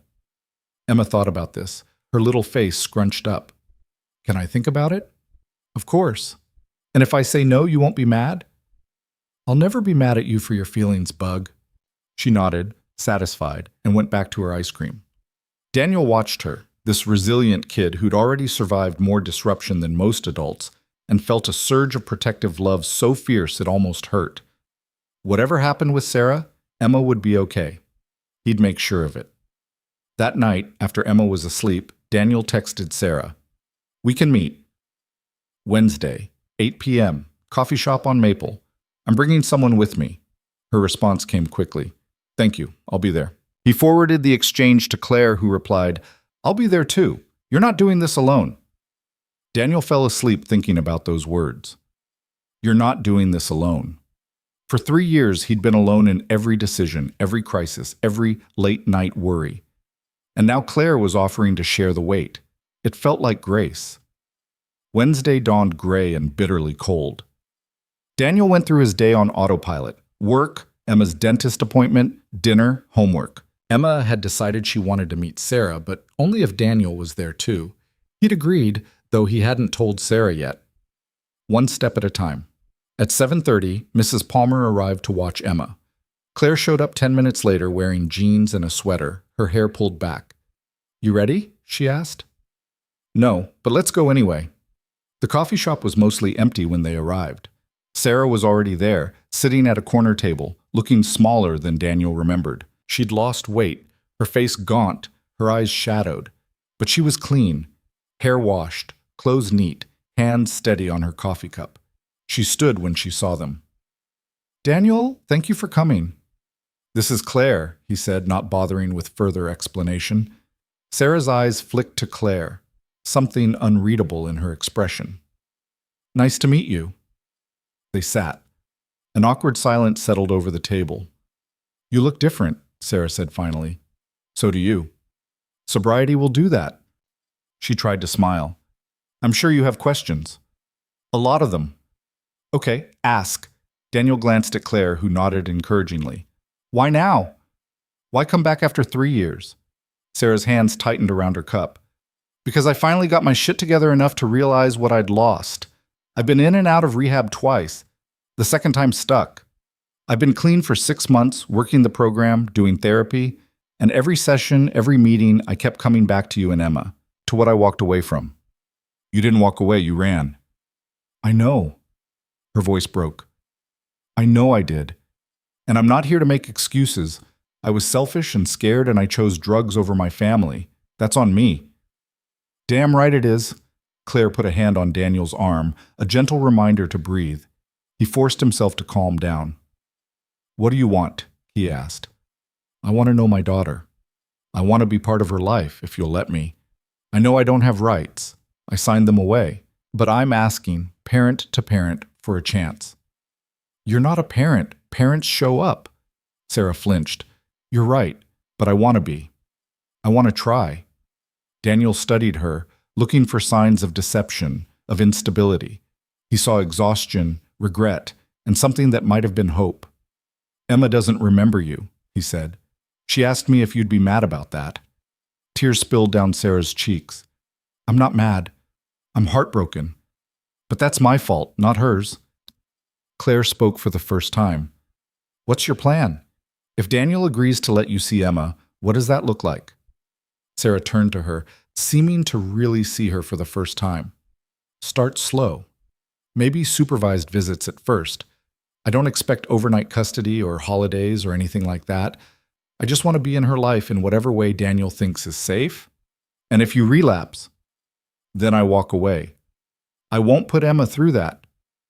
How do we know you won't relapse? Claire pressed. You don't. I could relapse tomorrow, but I'm doing everything I can to make sure that doesn't happen. Meetings, therapy, sponsor check-ins. I'm working full-time now, rebuilding my life. Emma's part of that motivation. Daniel wanted to believe her. Part of him did believe her, but trust was earned, not given, and Sarah had a lot of earning to do. If we do this, he said slowly, it's on my terms. Supervised visits only. No overnight stays, ma'am. You don't get to make decisions about her life. You don't get to show up drunk or high. And if you hurt her, if you leave again, you don't get a third chance. Sarah nodded, wiping her eyes. I understand. Whatever you want. And I need you to understand something else.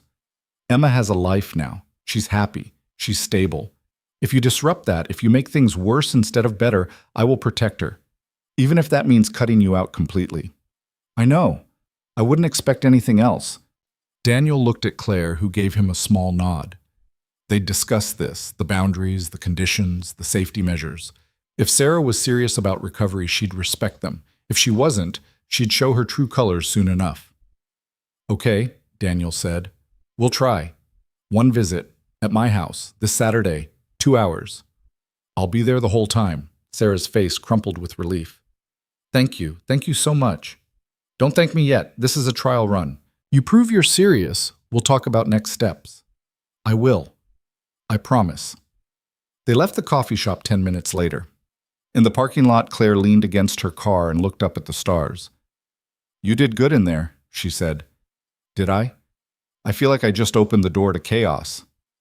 You opened the door to possibility. There's a difference. She turned to him. How are you feeling? Terrified, angry, hopeful, all at once. That sounds about right. Daniel moved closer, pulled her into his arms. She came easily, wrapping herself around him, solid and warm and real. Thank you for being there, he murmured into her hair. Always. They stood like that for a long time under the cold November sky, holding each other against whatever came next. Thursday morning, Daniel woke up to Emma standing beside his bed, holding her stuffed rabbit, and looking more serious than any 5-year-old should. I had a dream about my mom, she said. Daniel sat up, rubbing sleep from his eyes. What kind of dream? She was standing in our living room, but I couldn't see her face. Emma climbed onto the bed, settling against his side. Do you think she'll like me? The question hit him square in the chest. Bug, she's your mom. Of course she'll like you. But what if I'm different than she remembers? You were 2 when she left. Everything about you is different. Emma was quiet, processing this. What if I don't like her? Then you don't like her, and that's okay too. Really? Really. You don't owe her anything, Em. Not your love, not your forgiveness, not even your time if you decide you don't want to give it. She burrowed deeper under his arm. But you said we're meeting her on Saturday. We are. But if at any point you want her to leave, you just tell me. We can have a code word. Something you say that means you're done. Emma's face brightened. Like a secret signal? Exactly like that. She thought for a moment. Pancakes. Pancakes is your safe word? Yeah, because if I say I want pancakes in the middle of the day, you'll know something's wrong. Daniel couldn't argue with the logic. Okay, pancakes it is. They got ready for the day in comfortable silence, Emma humming while she brushed her teeth, Daniel making coffee and trying not to think about Saturday. He'd told Sarah 2 o'clock.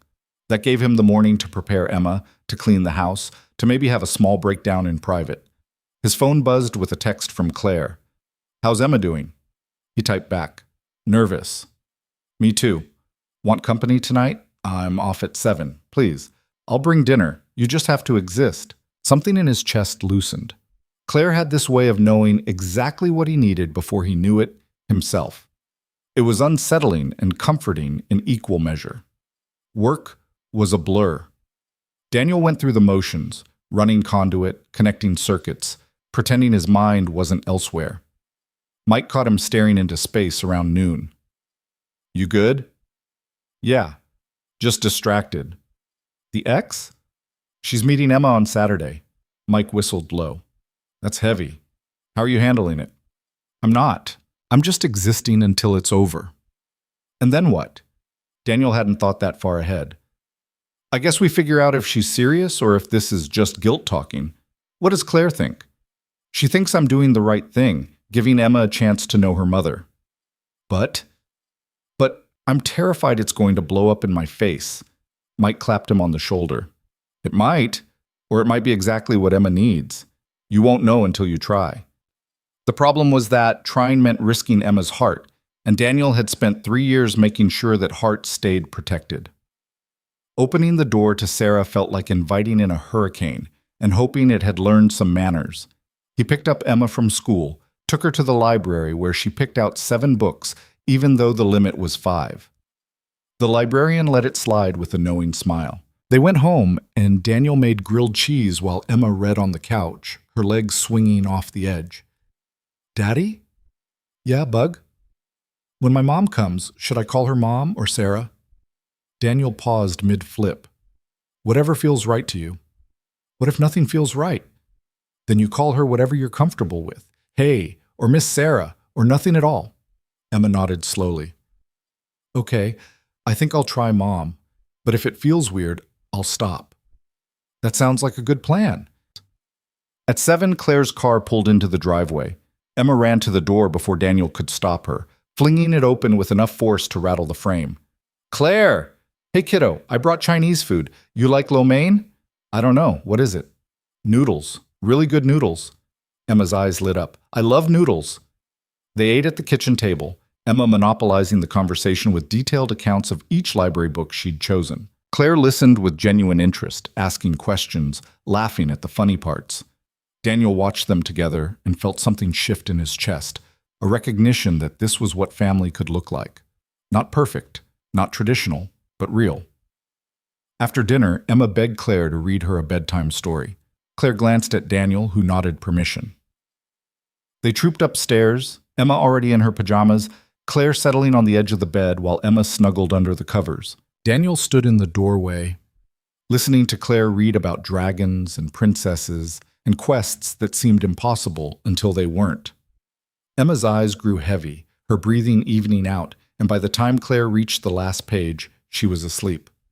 Claire set the book down carefully, tucked the blanket around Emma's shoulders, and followed Daniel back downstairs. She's sweet, Claire said softly. She likes you. The feeling's mutual. Claire settled on the couch, patting the cushion beside her. Come here. You look like you're about to vibrate out of your skin.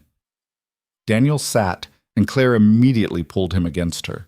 He went, resting his head on her shoulder, breathing in the familiar scent of her shampoo. I don't know if I can do this, he admitted. Yes, you can. What if it goes wrong? Then it goes wrong, and we deal with it. Together. There was that word again, together. Daniel was still getting used to it, to the idea that he didn't have to carry everything alone anymore. I'm scared she's going to hurt Emma, he said quietly, or that Emma's going to love her, and then Sarah's going to leave again. Those are both valid fears. But you can't protect Emma from every possible pain. Sometimes the risk is worth taking. What if it's not? Claire pulled back to look at him. Then you'll be there to help her through it, just like you've been there for every other hard thing she's faced. She touched his cheek. You're a good father, Daniel. Trust yourself. I trust you more. Then trust that I'm telling you the truth when I say you've got this. They sat in silence for a while, Claire's fingers running through his hair in soothing patterns. Daniel felt the tension in his shoulders start to ease. Can I ask you something? Claire said. Anything. If this goes well with Sarah, if she sticks around and wants to be part of Emma's life, where does that leave us? Daniel sat up, turning to face her. What do you mean? I mean that I'm not Emma's mother. I'm not trying to be. But I also don't want to be in the way if Sarah's trying to rebuild a relationship with her daughter. You're not in the way. Are you sure? Because from the outside, it might look like I'm the reason Sarah can't. Stop. Daniel took her hands. Sarah left long before you were in the picture. Her relationship with Emma has nothing to do with you. And honestly, if she has a problem with you being in our lives, that's her issue to deal with. But what if Emma has to choose? She won't have to choose. You're not in competition, Claire. You're just different people who care about her in different ways. Claire's eyes were wet. I'm scared too, that Sarah's going to come back and you won't need me anymore. That's not going to happen. You don't know that. I do know that. He pulled her closer. Sarah coming back doesn't change how I feel about you. It doesn't change that you're the person I want to talk to at the end of the day, or that Emma lights up when you walk in the room, or that you've become so woven into our lives that I can't imagine them without you. A tear slipped down her cheek. Really? Really? She kissed him then, soft and searching, and Daniel kissed her back with everything he couldn't quite put into words. When they broke apart, Claire was smiling through her tears. Okay, she said. I believe you. Good. They stayed on the couch until late, talking about everything and nothing, work stress, Emma's upcoming birthday, the leak in Claire's bathroom that her landlord kept ignoring. Normal life, continuing despite the uncertainty hanging over Saturday. Claire left around 11, and Daniel walked her to the door. I'll come by Saturday morning, she offered. Help you get ready. You don't have to do that. I know, but I want to be here, for you and for Emma. Thank you. She kissed him goodnight, and Daniel watched her walk home before locking up. The house felt too quiet without her presence, too empty. He was getting used to having her around, to the space she occupied in his life. It was terrifying and wonderful at the same time. Friday passed in a fog of nervous energy. Daniel cleaned the house twice, bought snacks he thought Emma might want to offer Sarah, and changed his shirt 3 times before settling on a plain gray one that didn't seem to carry any particular message. Emma watched his frantic preparations with amusement. "Daddy, you're acting weird. I'm just making sure everything's ready." "It's just my mom coming, not the president." "I know that." "Then why are you stress cleaning?" "Because stress cleaning was better than stress drinking, or stress shouting, or stress hiding under the covers until Saturday was over." But Daniel couldn't exactly tell Emma that. "I want to make a good impression," he said instead. Emma looked at him like he'd lost his mind. "She already knows you. You were married." "Fair point." That night, Claire came over with a bottle of wine and strict instructions that Daniel was going to drink exactly 1 glass and then go to bed at a reasonable hour. "I'm fine," he protested. "You're spiraling. I can tell because you've folded the same towel 4 times. He looked down. She was right. Claire took the towel, set it aside, and poured them each a glass of wine. They sat at the kitchen table, Emma already asleep upstairs, and Claire made him talk through the plan for tomorrow. "Sarah arrives at 2. Emma and I will be here. You're welcome to stay if you want, but I understand if you'd rather not." "I'll stay for the beginning," Claire said. "Then I'll make myself scarce, give you space." "You don't have to leave." "I know, but this is between the 3 of you. I don't want to complicate it." Daniel reached across the table, took her hand. "You being here doesn't complicate anything. It helps." "Okay, then I'll stay." They finished their wine, and Claire insisted on doing the dishes even though Daniel told her to leave them. She washed while he dried, and it felt like the most married thing they'd done yet, standing side by side in comfortable silence, working in sync without needing to discuss it. "I could get used to this," Claire said softly. "Me too." She turned to look at him, soap bubbles on her wrists. "Yeah? Yeah." Something passed between them, an understanding, a promise, a glimpse of a future that felt more possible with every passing day. Daniel set down the dish towel and kissed her, slow and sweet, tasting wine and hope, and the particular flavor that was uniquely Claire. When they broke apart, she was smiling. "You should go to bed. Tomorrow's a big day." "Will you stay for a while, just until I fall asleep?" "Of course." They went upstairs, and Claire lay beside him on top of the covers, her hand in his. Daniel closed his eyes and listened to her breathing, felt the solid warmth of her presence, and somehow managed to drift off despite the anxiety churning in his gut. When he woke in the morning, Claire was gone, but there was a note on the nightstand. "You've got this. I'll be back at 1:30. Love you. Love you." The words sat there on the paper, simple and world-changing. Claire loved him. She'd said it before, but seeing it written down made it real in a different way. Daniel got up, made breakfast, and tried to prepare Emma for what was coming. "Remember," he said over pancakes, "you can use your safe word anytime you want." "Pancakes," Emma said seriously. "I remember." "And you don't have to hug her or call her mom or do anything that makes you uncomfortable. I know, Daddy, you told me like 100 times. I just want you to feel safe." Emma reached across the table, patted his hand like he was the one who needed comforting. "I'll be okay. You'll be right there." She had more faith in him than he had in himself. At 1:30, Claire arrived as promised. She'd brought flowers, a small bouquet of daisies that she put in a vase on the coffee table. "For courage," she explained. Daniel pulled her into a hug. "Thank you for being here." "Where else would I be?" Emma came downstairs in her favorite dress, the purple one with the sparkly unicorn on the front. She'd brushed her hair herself, which meant it was slightly lopsided, but Daniel didn't have the heart to fix it. "You look beautiful, Bug." "Do you think my mom will think so?" "I think she'll think you're perfect." At 1:55, a car pulled up outside. Daniel's heart kicked into overdrive. Through the window, he watched Sarah get out, smooth down her shirt, take a visible breath before walking up the path. The doorbell rang. Emma grabbed Daniel's hand. Claire stood off to the side, present but not intrusive. Daniel squeezed Emma's fingers once, then opened the door. Sarah stood on the porch, holding a wrapped gift, her face pale but determined. She looked at Emma, and something crumbled in her expression. "Hi," she said, her voice breaking. "Hi, Emma. I'm Sarah. I'm your mom." Emma stared at her, taking in every detail. "Hi. Can I come in?" Daniel stepped back, and Sarah entered. The four of them stood in the living room in awkward formation, Daniel and Emma on one side, Sarah on the other, Claire hovering near the kitchen. "This is Claire," Daniel said. She's important to us." Sarah's eyes flicked to Claire, something complicated passing over her face. "Nice to meet you." "You too," Claire said quietly. Sarah turned back to Emma, crouched down to her level. "I brought you something. Can I give it to you?" Emma looked at Daniel, who nodded. She took the gift carefully, unwrapping it to reveal a stuffed bear wearing a pink dress. "I thought you might like her," Sarah said. "When you were little, you loved stuffed animals." Emma held the bear, examining it. "Thank you." "You're welcome." An uncomfortable silence fell. Daniel gestured to the couch. "Why don't we sit?" They arranged themselves carefully.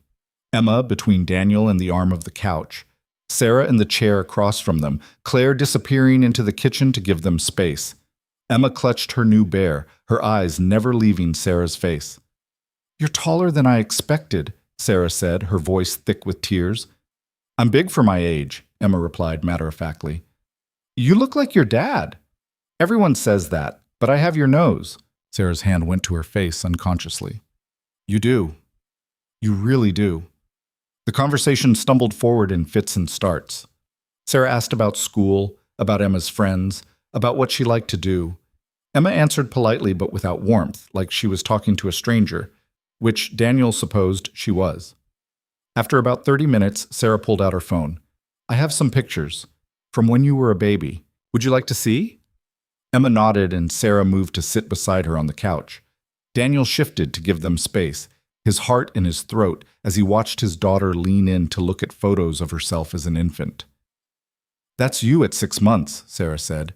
"You just learned to sit up. You were so proud of yourself." "I was chubby." "You were perfect." Emma glanced up at Sarah, something softening in her expression. "Do you have more?" They spent the next 20 minutes going through photos, Sarah narrating each one with the kind of detail that spoke to genuine memory. Emma asked questions, laughed at funny pictures, and slowly, very slowly, began to relax. Daniel caught Claire's eye from the kitchen. She gave him a small, encouraging nod. Around 3:30, Emma yawned. Sarah noticed immediately. "You're tired. I should probably go." "Already?" Emma's disappointment was genuine. "Your dad said 2 hours. I don't want to overstay." Emma looked at Daniel. "Can she stay a little longer?" It was the first time Emma had referred to Sarah as she instead of my mom, and Daniel noticed Sarah flinch slightly, but she covered it well, waiting for his answer. "Another 30 minutes, he agreed. "Then Sarah needs to go, and you need to rest." Emma nodded, satisfied. She turned back to Sarah. "Do you want to see my room?" Sarah's eyes welled up. "I'd love to." They went upstairs together, Emma chattering about her toys and her books and the glow-in-the-dark stars on her ceiling. Daniel followed at a distance, not wanting to intrude but not willing to leave them completely unsupervised. In Emma's room, Sarah sat on the floor while Emma showed her everything, her art supplies, her stuffed animals, the family drawing she'd made with Daniel and Claire. Sarah paused at that one, her finger tracing the yellow-haired figure. "Is this Claire?" "Yeah. She's like my bonus person. Not a mom, but special." "That's nice. I'm glad you have people who care about you." Emma studied Sarah's face. "Are you sad?" "A little, but also happy. Happy that you're okay, that you have a good life." "Did you miss me?" The question was so direct, so guileless, that Sarah visibly struggled to compose herself. "Every single day," she whispered. "Every single day I thought about you and wondered what you were doing and if you were happy. Then why didn't you come back sooner?" Daniel stepped forward, ready to intervene, but Sarah held up a hand. "Because I wasn't ready. I was sick, not with a cold or a flu, but with something in my brain that made me make bad choices. And I had to get better before I could be the mom you deserved." Emma considered this. "Are you better now?" "I'm working on it, every day." "Okay." Emma seemed satisfied with this answer. She held up her new bear. I'm going to name her Sarah, after you. Sarah's face crumpled. You don't have to do that. I want to, so I can remember you when you're not here. Oh, sweetheart. Sarah pulled Emma into a hug, and Emma, after a moment's hesitation, hugged her back. Daniel watched from the doorway, his throat tight. This wasn't the reunion he'd expected. There was no dramatic breakthrough, no instant connection. Just two people trying to find their way back to each other with honesty and patience. It was better than he'd dared to hope for. At 4 o'clock, Sarah stood to leave. Emma walked her to the door, still holding the bear named Sarah. Can you come back? Emma asked. If your dad says it's okay. Emma looked at Daniel. Is it okay? Daniel met Sarah's eyes over Emma's head. He saw exhaustion there, and grief, and something that looked like genuine commitment. Yeah, he said. We can do this again. Sarah's smile was tremulous. Thank you, both of you. She hesitated. And thank Claire for me too. I know this couldn't have been easy for her. I will. Sarah left and Daniel closed the door behind her. Emma stood in the hallway, hugging her new bear, her expression thoughtful. She's sad, Emma observed. Yeah, she is. But she's trying. She is. Emma looked up at him. I think I like her. Is that okay? Daniel picked her up, even though she was getting too big for it. That's more than okay, Bug. That's perfect. Claire emerged from the kitchen, her face carefully neutral. How did it go? Good, Daniel said. Better than I expected. Emma wiggled down and ran to Claire. Look, I have a new bear. Her name is Sarah. Claire admired the bear with appropriate enthusiasm, then met Daniel's eyes over Emma's head. He mouthed, "Thank you," and she smiled. After Emma went to bed that night, exhausted from the emotional weight of the day, Daniel and Claire sat on the porch despite the cold. You okay? Claire asked. I think so. That was less terrible than I feared. Emma handled it well. She did. She was brave. He paused. Thank you for staying. I know it couldn't have been easy, watching me facilitate a reunion with my ex-wife. It wasn't about easy. It was about being there for you and Emma. Claire took his hand. That's what love is, Daniel. Showing up even when it's hard. Love. There was that word again, settling over them like snow. I saw your note this morning, he said quietly. Oh, yeah. Claire looked away. I probably should have said it to your face first, but you were sleeping, and it just felt true, so I wrote it down. Say it now. She turned back to him, her eyes reflecting the porch light. I love you, Daniel Brooks. I love you and Emma and this messy, complicated life you've built. I love how hard you try and how much you care, and how you never take the easy way out when the right way is harder. Daniel pulled her close, burying his face in her hair. I love you too. I don't know when it happened or how, but somewhere between laundry Thursdays and park visits, you became the person I can't imagine living without. Claire's breath hitched. Really? Really? They sat together in the cold, holding each other against the dark, and Daniel realized that for the first time in years, he wasn't just surviving. He was actually living. And it was worth every terrifying moment. The weeks that followed Sarah's first visit developed a rhythm that Daniel hadn't anticipated. Every other Saturday, Sarah would come to the house for 2 hours. She brought small gifts, coloring books, puzzles, once a necklace with Emma's birthstone that made Emma's entire face light up. The visits were supervised, always a little awkward, but Emma seemed to look forward to them in her own cautious way. Daniel watched his daughter navigate this new relationship with a maturity that broke his heart and made him proud in equal measure. She called Sarah by her first name, kept a careful emotional distance, but was kind. Always kind. Claire had become a fixture in their lives too, though in a completely different way. She was there for dinner most nights, helped with homework, made Emma laugh until milk came out of her nose. The difference was that Claire had earned her place through consistency, through showing up day after day without fanfare or expectation. It was early December when everything shifted. Daniel was at a job site when his phone rang. Sarah's name on the screen made his stomach drop. She never called outside of their scheduled visits. Hello? Daniel, I need to talk to you. Can you meet me somewhere without Emma? Her voice was shaking. Daniel's mind went to the worst possible places: relapse, another disappearance, something that would shatter the fragile progress they'd made. What's wrong? Nothing's wrong. I need to talk to you about something important, please. They agreed to meet at the same coffee shop where they'd had their first conversation. Daniel left work early, his mind spinning through possibilities, none of them good. Sarah was already there when he arrived, sitting at the same corner table, her hands wrapped around a cup of tea she clearly hadn't touched. She looked tired but steady, her eyes clear. "Thank you for coming," she said as he sat down. "What's this about?" She took a breath. "I'm leaving Denver." The words hung in the air between them. Daniel felt something cold settle in his chest.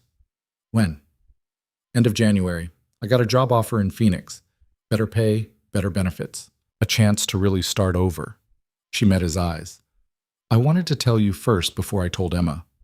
"You're just going to leave? Again?" "No, not like before." Sarah leaned forward, her expression intense. "I want to keep seeing Emma. I can fly back once a month, or you could bring her to Phoenix for visits. I'm not disappearing. I need to build a life that's sustainable, and Denver has too many ghosts." Daniel understood that more than he wanted to admit. Sometimes geography was the only thing that could create enough distance from the past. "Does Emma know?" "Not yet. I wanted to talk to you first, figure out how we should tell her together." The fact that Sarah was including him in the decision, that she was thinking about Emma's feelings instead of just her own needs, meant something. It didn't erase 3 years of absence, but it suggested she was trying. "I'll talk to Emma," Daniel said. "Prepare her. Then you can tell her together at your next visit." "Okay, thank you." Sarah's voice cracked. "I know this probably seems like I'm running away again, but I'm not. I'm running towards something, a chance to be the person Emma deserves. I hope you are, for her sake. I know I've given you no reason to trust me, but I'm asking you to try." She paused. "How is she doing? Really?" "She's good. She's happy. She has friends. She's doing well in school. She talks about you sometimes, usually when she's playing with the bear you gave her." Sarah's eyes filled with tears. "I miss so much." "Yeah, you did. Do you think she'll ever forgive me?" Daniel thought about Emma's careful kindness, her ability to hold space for complicated feelings. "I think she already has, in her own way. But forgiveness doesn't mean forgetting. You're going to have to earn her trust every single day for the rest of your life." "I know, I'm ready to do that." They talked for another 30 minutes, working out logistics, discussing how to make long-distance visits work. Sarah asked about Emma's birthday, about Christmas, about whether Daniel would be comfortable with video calls between visits. She was trying, genuinely trying, to be part of Emma's life in whatever way she could. When Daniel got home, Claire was in the kitchen making spaghetti while Emma set the table. The scene was so domestic, so normal, that it made his chest ache. "You're home early," Claire said, kissing him hello. "Had to meet with Sarah." Her expression shifted to concern. "Is everything okay?" "She's moving to Phoenix, end of January." Claire's hand stilled on the wooden spoon. Is she leaving for good?" "No, she wants to keep seeing Emma, just from a distance." Emma appeared at his elbow, tugging on his sleeve. "Is my mom going away?" Daniel crouched to her level. "Let's talk about it after dinner, okay? Is she coming back?" "She says she is, but we'll talk about what that means." Emma nodded slowly, then went back to her place settings. Daniel caught Claire's eye over her head, saw the question there. He nodded slightly. They'd talk later. Dinner was quieter than usual. Emma pushed her food around her plate, asking occasional questions about Phoenix. Was it far? Did they have snow? Could she visit? Daniel answered honestly, not sugarcoating, but not catastrophizing either. After Emma went to bed, Daniel and Claire sat on the couch with glasses of wine they barely touched. "How do you feel about this?" Claire asked. "Relieved, I think. And guilty for feeling relieved." "Why guilty?" "Because part of me is glad she'll be far away, that she can't just show up and disrupt things whenever she wants." He paused. "Is that terrible?" "It's human. You're protecting Emma. And yourself." "I don't want to keep Emma from her mother." "You're not. You're just acknowledging that distance might actually make this easier for everyone." Daniel leaned into her, breathing in her familiar scent. What did I do before you? You survived. But you don't have to just survive anymore. She was right. Somewhere between Sarah's reappearance and now, Daniel had stopped being in survival mode. He'd started actually living, making plans, taking risks, letting people in. The next Saturday, Sarah came for her visit. Daniel had prepared Emma the night before, explaining that Sarah had something important to tell her. Emma had listened with that serious expression she got when processing big information. Sarah arrived with hot chocolate and a photo album, pictures of Phoenix, of the apartment she'd be renting, of the sights Emma might see if she visited. She was smart about it, making it seem like an adventure rather than an abandonment. So you're moving far away, Emma said, studying a picture of a cactus. I am, but I'm going to come back every month to see you, and maybe you can come visit me sometimes, if your dad says it's okay. Emma looked at Daniel, who nodded. We can talk about visits. Will you forget about me? Emma asked Sarah, her voice small. Sarah's face crumpled. Never, not ever. You're my daughter, Emma. Distance doesn't change that. But you forgot before, when you went away the first time. The accusation was gentle but devastating. Sarah took a shaky breath. You're right, I did. And I can't promise I'll be perfect now, but I can promise I'll try every single day. I'll call you every week. I'll send you pictures and letters, and I'll come back as often as I can. Emma was quiet, processing. Then she said, Okay, but if you forget, I'm going to be really mad. That's fair. They spent the rest of the visit looking at pictures and talking about what Emma might want to do in Phoenix. Sarah bought her a small cactus in a painted pot, something to remember her by. Emma named it Spike and immediately claimed it for her bedroom windowsill. When Sarah left, Emma stood at the window watching her drive away. She's really trying, Emma said softly. She is. Do you think she'll actually come back? I think she will. But if she doesn't, you'll still be okay. Because you have people here who love you no matter what. Emma turned to look at him. Like you and Claire? Exactly like me and Claire. She seemed satisfied with this answer. Later that night, when Claire came over with takeout, Emma announced that her mom was moving to Phoenix, but it was okay because she had Spike the cactus to remember her by. Claire handled it with her usual grace, asking questions and validating Emma's feelings without making it a bigger deal than it needed to be. December slid into the chaos of holidays. Daniel's mother called weekly, asking about Christmas plans and dropping none too subtle hints about meeting Claire. His sister sent increasingly elaborate care packages for Emma, each one containing a note asking when Daniel was going to make things official. Make what official? Claire asked, reading one of Karen's notes. You know, us. Are we not official? I mean, we haven't really defined anything. Claire set down the note, her expression amused. Daniel, I'm at your house every day. I have a toothbrush in your bathroom. Emma introduced me to her teacher as her bonus person. I'm pretty sure we're official. I just don't want to assume you're overthinking again. I'm not overthinking. I'm being careful. You're being scared. She said it gently, without judgment. What are you afraid of? Daniel thought about it. That this is too good to last. That I'm going to wake up and it'll all fall apart. Everything falls apart eventually, Daniel. That's life. The question is whether the time we have is worth the risk of it ending. Is it? For you? Claire moved closer, taking his hands. I love you. I love Emma. I love this weird little family we're building. So, yeah, for me, it's worth every second. Even when I'm difficult? Especially when you're difficult. That's when you need me most. Daniel pulled her into his arms, holding her tight. I don't deserve you. Probably not, but you're stuck with me anyway. Christmas Eve arrived with fresh snow and Emma's barely contained excitement. Daniel's mother and sister were coming for dinner, which meant Claire was about to meet the full Brooks family gauntlet. She'd been nervous all week, changing her outfit 3 times before settling on jeans and a dark red sweater. They're going to love you, Daniel assured her for the 10th time. You don't know that. I know my family. They're going to take one look at how happy you make me and Emma, and they're going to love you. He was right. His mother walked in, took one look at Claire helping Emma decorate cookies, and immediately pulled Daniel aside. She's wonderful. Don't screw this up. I'm trying not to. Try harder. That woman loves you, and more importantly, she loves Emma. Do you know how rare that is? Karen was more direct. When are you proposing? We've only been together for like 2 months. And?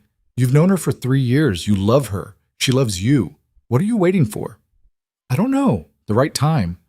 The right time is now, little brother. Don't be an idiot. Dinner was chaotic in the best way. Emma showing off her new bear and her cactus, Karen telling embarrassing stories about Daniel's childhood, his mother quietly observing Claire with the kind of maternal approval that made Daniel's chest tight. Claire fit in seamlessly, laughing at the right moments, helping clean up without being asked, treating his family like they were already hers.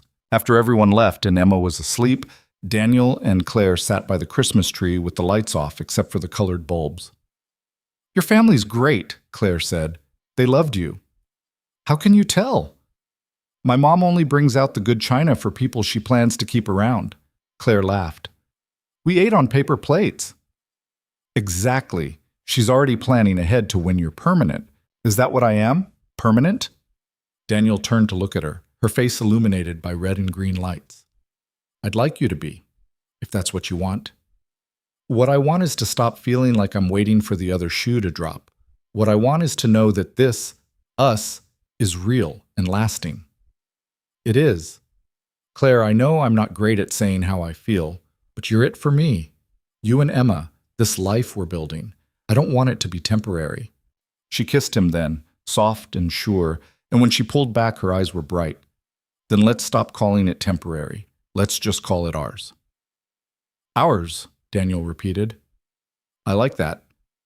They stayed up late, talking about the future in concrete terms for the first time. Where they wanted to live, maybe combine households eventually, maybe get a bigger place. What they wanted for Emma: stability, support, the knowledge that she was loved by multiple people. What they wanted for themselves: not perfection, but partnership. The daily choice to show up for each other. January brought bitter cold and Sarah's move to Phoenix. Her last visit with Emma was on a Sunday afternoon, 2 days before she left. She brought a scrapbook she'd made, pictures of Emma as a baby, photos from their recent visits, blank pages for the future. "I want you to add to this," Sarah told Emma. "Send me pictures of your life, and I'll send you pictures of mine, so we can see each other growing, even when we're apart." Emma flipped through the pages, touching each photo carefully. "I'll miss you. I'll miss you too, sweetheart, but I'll call every Sunday, and I'll visit as soon as I can. Promise?" "Promise."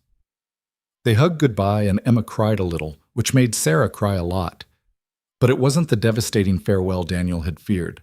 It was sad but hopeful, an ending that was also a beginning. After Sarah left, Emma climbed into Daniel's lap with her scrapbook. "I have 2 moms now," she observed. "You do. Sarah, who gave birth to you, and Claire, who chooses to love you every day." "Is Claire going to stay?" "I think so. Is that okay with you?" Emma nodded. "Can we ask her to move in with us?" The question caught Daniel off guard. "You want Claire to live here?" "Yeah, she's already here all the time, and her apartment is small and her bathtub doesn't work right. Plus, then we'd all be together." Daniel kissed the top of her head. "Let me talk to Claire about it, okay?" "Okay. But tell her I already cleaned out the extra drawers in the bathroom for her stuff." That night, after Emma was asleep, Daniel called Claire. "I need to ask you something," he said when she answered. "Okay, that sounds ominous." "It's not. At least I hope it's not." He took a breath. "Emma wants you to move in with us." Silence on the other end. "Then, Emma wants me to move in?" "Well, technically, she asked if we could ask you. But yeah, she already cleared out bathroom drawers for you." Claire laughed, a little breathless. "That's very presumptuous." "I know, but she's right that you're here all the time, and your landlord still hasn't fixed your tub, and I—" He paused, choosing his words. "I want you here, officially, not just visiting, but actually living here, making this your home too." "Daniel, I know it's fast. I know we're still figuring things out, but I also know that I wake up every morning hoping you'll be there, and I go to sleep every night grateful that you exist. So if you want to take that leap, if you're ready, then I'm asking. Move in with us. Be part of this family in every way."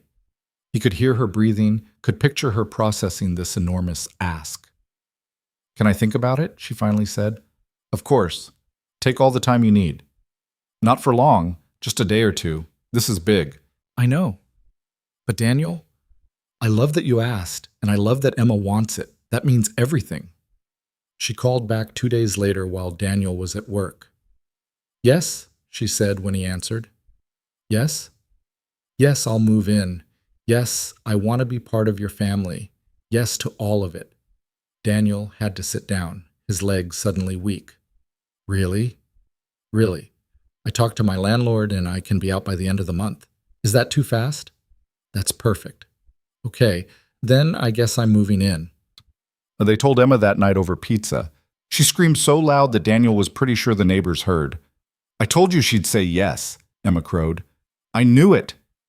How did you know? Claire asked, laughing. Because you love us, and we love you.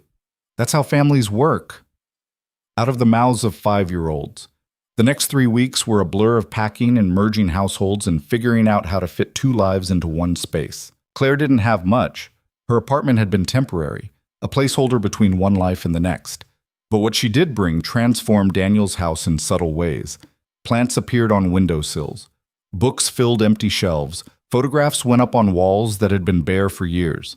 It started to feel like a home instead of just a place they slept. Emma helped Claire unpack, giving her opinions on where everything should go and narrating the entire process. This candle should go in the bathroom because it smells like lavender, and lavender helps you relax. Claire needs to relax because she works too hard. Daddy, don't you think Claire works too hard? I think Claire works exactly as hard as she needs to, Daniel said diplomatically. Well, she needs lavender anyway. On Claire's first official night living with them, they had a small celebration. Just the 3 of them, sitting around the kitchen table with cake that Emma had helped decorate. It was lopsided and covered in too much frosting, but it was perfect. I have something to say, Emma announced, standing up like she was giving a speech. I'm really happy Claire lives here now, because now we're a real family. Not perfect, but ours. Daniel felt his throat tighten. Claire's eyes were wet. Not perfect, but ours, Claire repeated. I like that. They ate cake and talked about the future. Small things like whose turn it was to do dishes, and big things like summer vacation plans. Normal family stuff, the kind Daniel had stopped believing was possible. Later, after Emma was asleep, Daniel and Claire stood in their shared bedroom, their bedroom now, not just his, and looked at each other across the space. I can't believe this is real, Claire said softly. Which part? All of it. You, Emma, this life. 6 months ago, I was crying in my living room telling you I loved you and thinking I'd just ruined everything. And now I live here. I'm part of your family. Daniel crossed to her, pulled her close. You were always part of this family. We just made it official. I'm scared I'm going to wake up and it'll all be gone. Then I'll be right there when you wake up to remind you it's real. She kissed him, and he kissed her back, and they stood in the dark holding each other like they could anchor themselves to this moment. February came with Valentine's Day and Emma's 6th birthday. Sarah called every Sunday like she'd promised, sending pictures of cacti and sunsets in her new apartment. Emma talked to her easily, sharing stories from school and showing off her latest drawings through the phone screen. It wasn't a traditional mother-daughter relationship, but it was something honest and sustainable and built on consistency instead of proximity. For Emma's birthday, they had a party at the house with 12 kids running wild through the rooms. Sarah sent a gift, a photo frame with pictures of them together, and a note that said, I'm proud of you, sweetheart. Love, Mom. Emma put it on her nightstand next to the family drawing that now included Claire. Daniel watched his daughter blow out her candles, watched Claire help serve cake, watched the life they'd built unfold in real time. It wasn't the life he'd planned. It was better, messier, more complicated, infinitely richer. That night, after the last guest had left and Emma was asleep in a sugar coma, Daniel found Claire on the back porch despite the cold. Hey, you okay? Yeah, just thinking. About? About how much has changed in 6 months. About how scared I was that night I told you I loved you. About how all of this almost didn't happen because we were both too afraid to take the risk. Daniel sat beside her, took her hand. But we did take the risk. We did. And look at us now. Look at us now, he echoed. They sat in comfortable silence, watching their breath fog in the cold air. Inside, Emma was surrounded by birthday presents and party decorations. Somewhere in Phoenix, Sarah was probably looking at pictures from the party that Daniel had sent. His mother and sister were probably already planning Easter. Life was continuing, unfolding, becoming. "I have something I want to ask you," Daniel said suddenly. Claire turned to look at him, her expression curious. "Okay." He'd been thinking about this for weeks, carrying the question around like a stone in his pocket. Karen's words echoing in his head. His mother's quiet approval. Emma's absolute certainty that Claire belonged with them. "I'm not good at big romantic gestures. I don't have a ring or a plan or any of the things I'm probably supposed to have." He took a breath. "But I know that I love you. I know that I want to spend the rest of my life showing up for you the way you've shown up for us. I know that when I think about the future, you're in every single version of it." Claire's hand tightened on his. "Daniel, I'm asking you to marry me. Not because it's been 6 months or because my family's pressuring me or because it's what we're supposed to do next, but because I choose you. Every day for the rest of my life, I choose you." She was crying now, silent tears tracking down her face in the porch light. "You're sure?"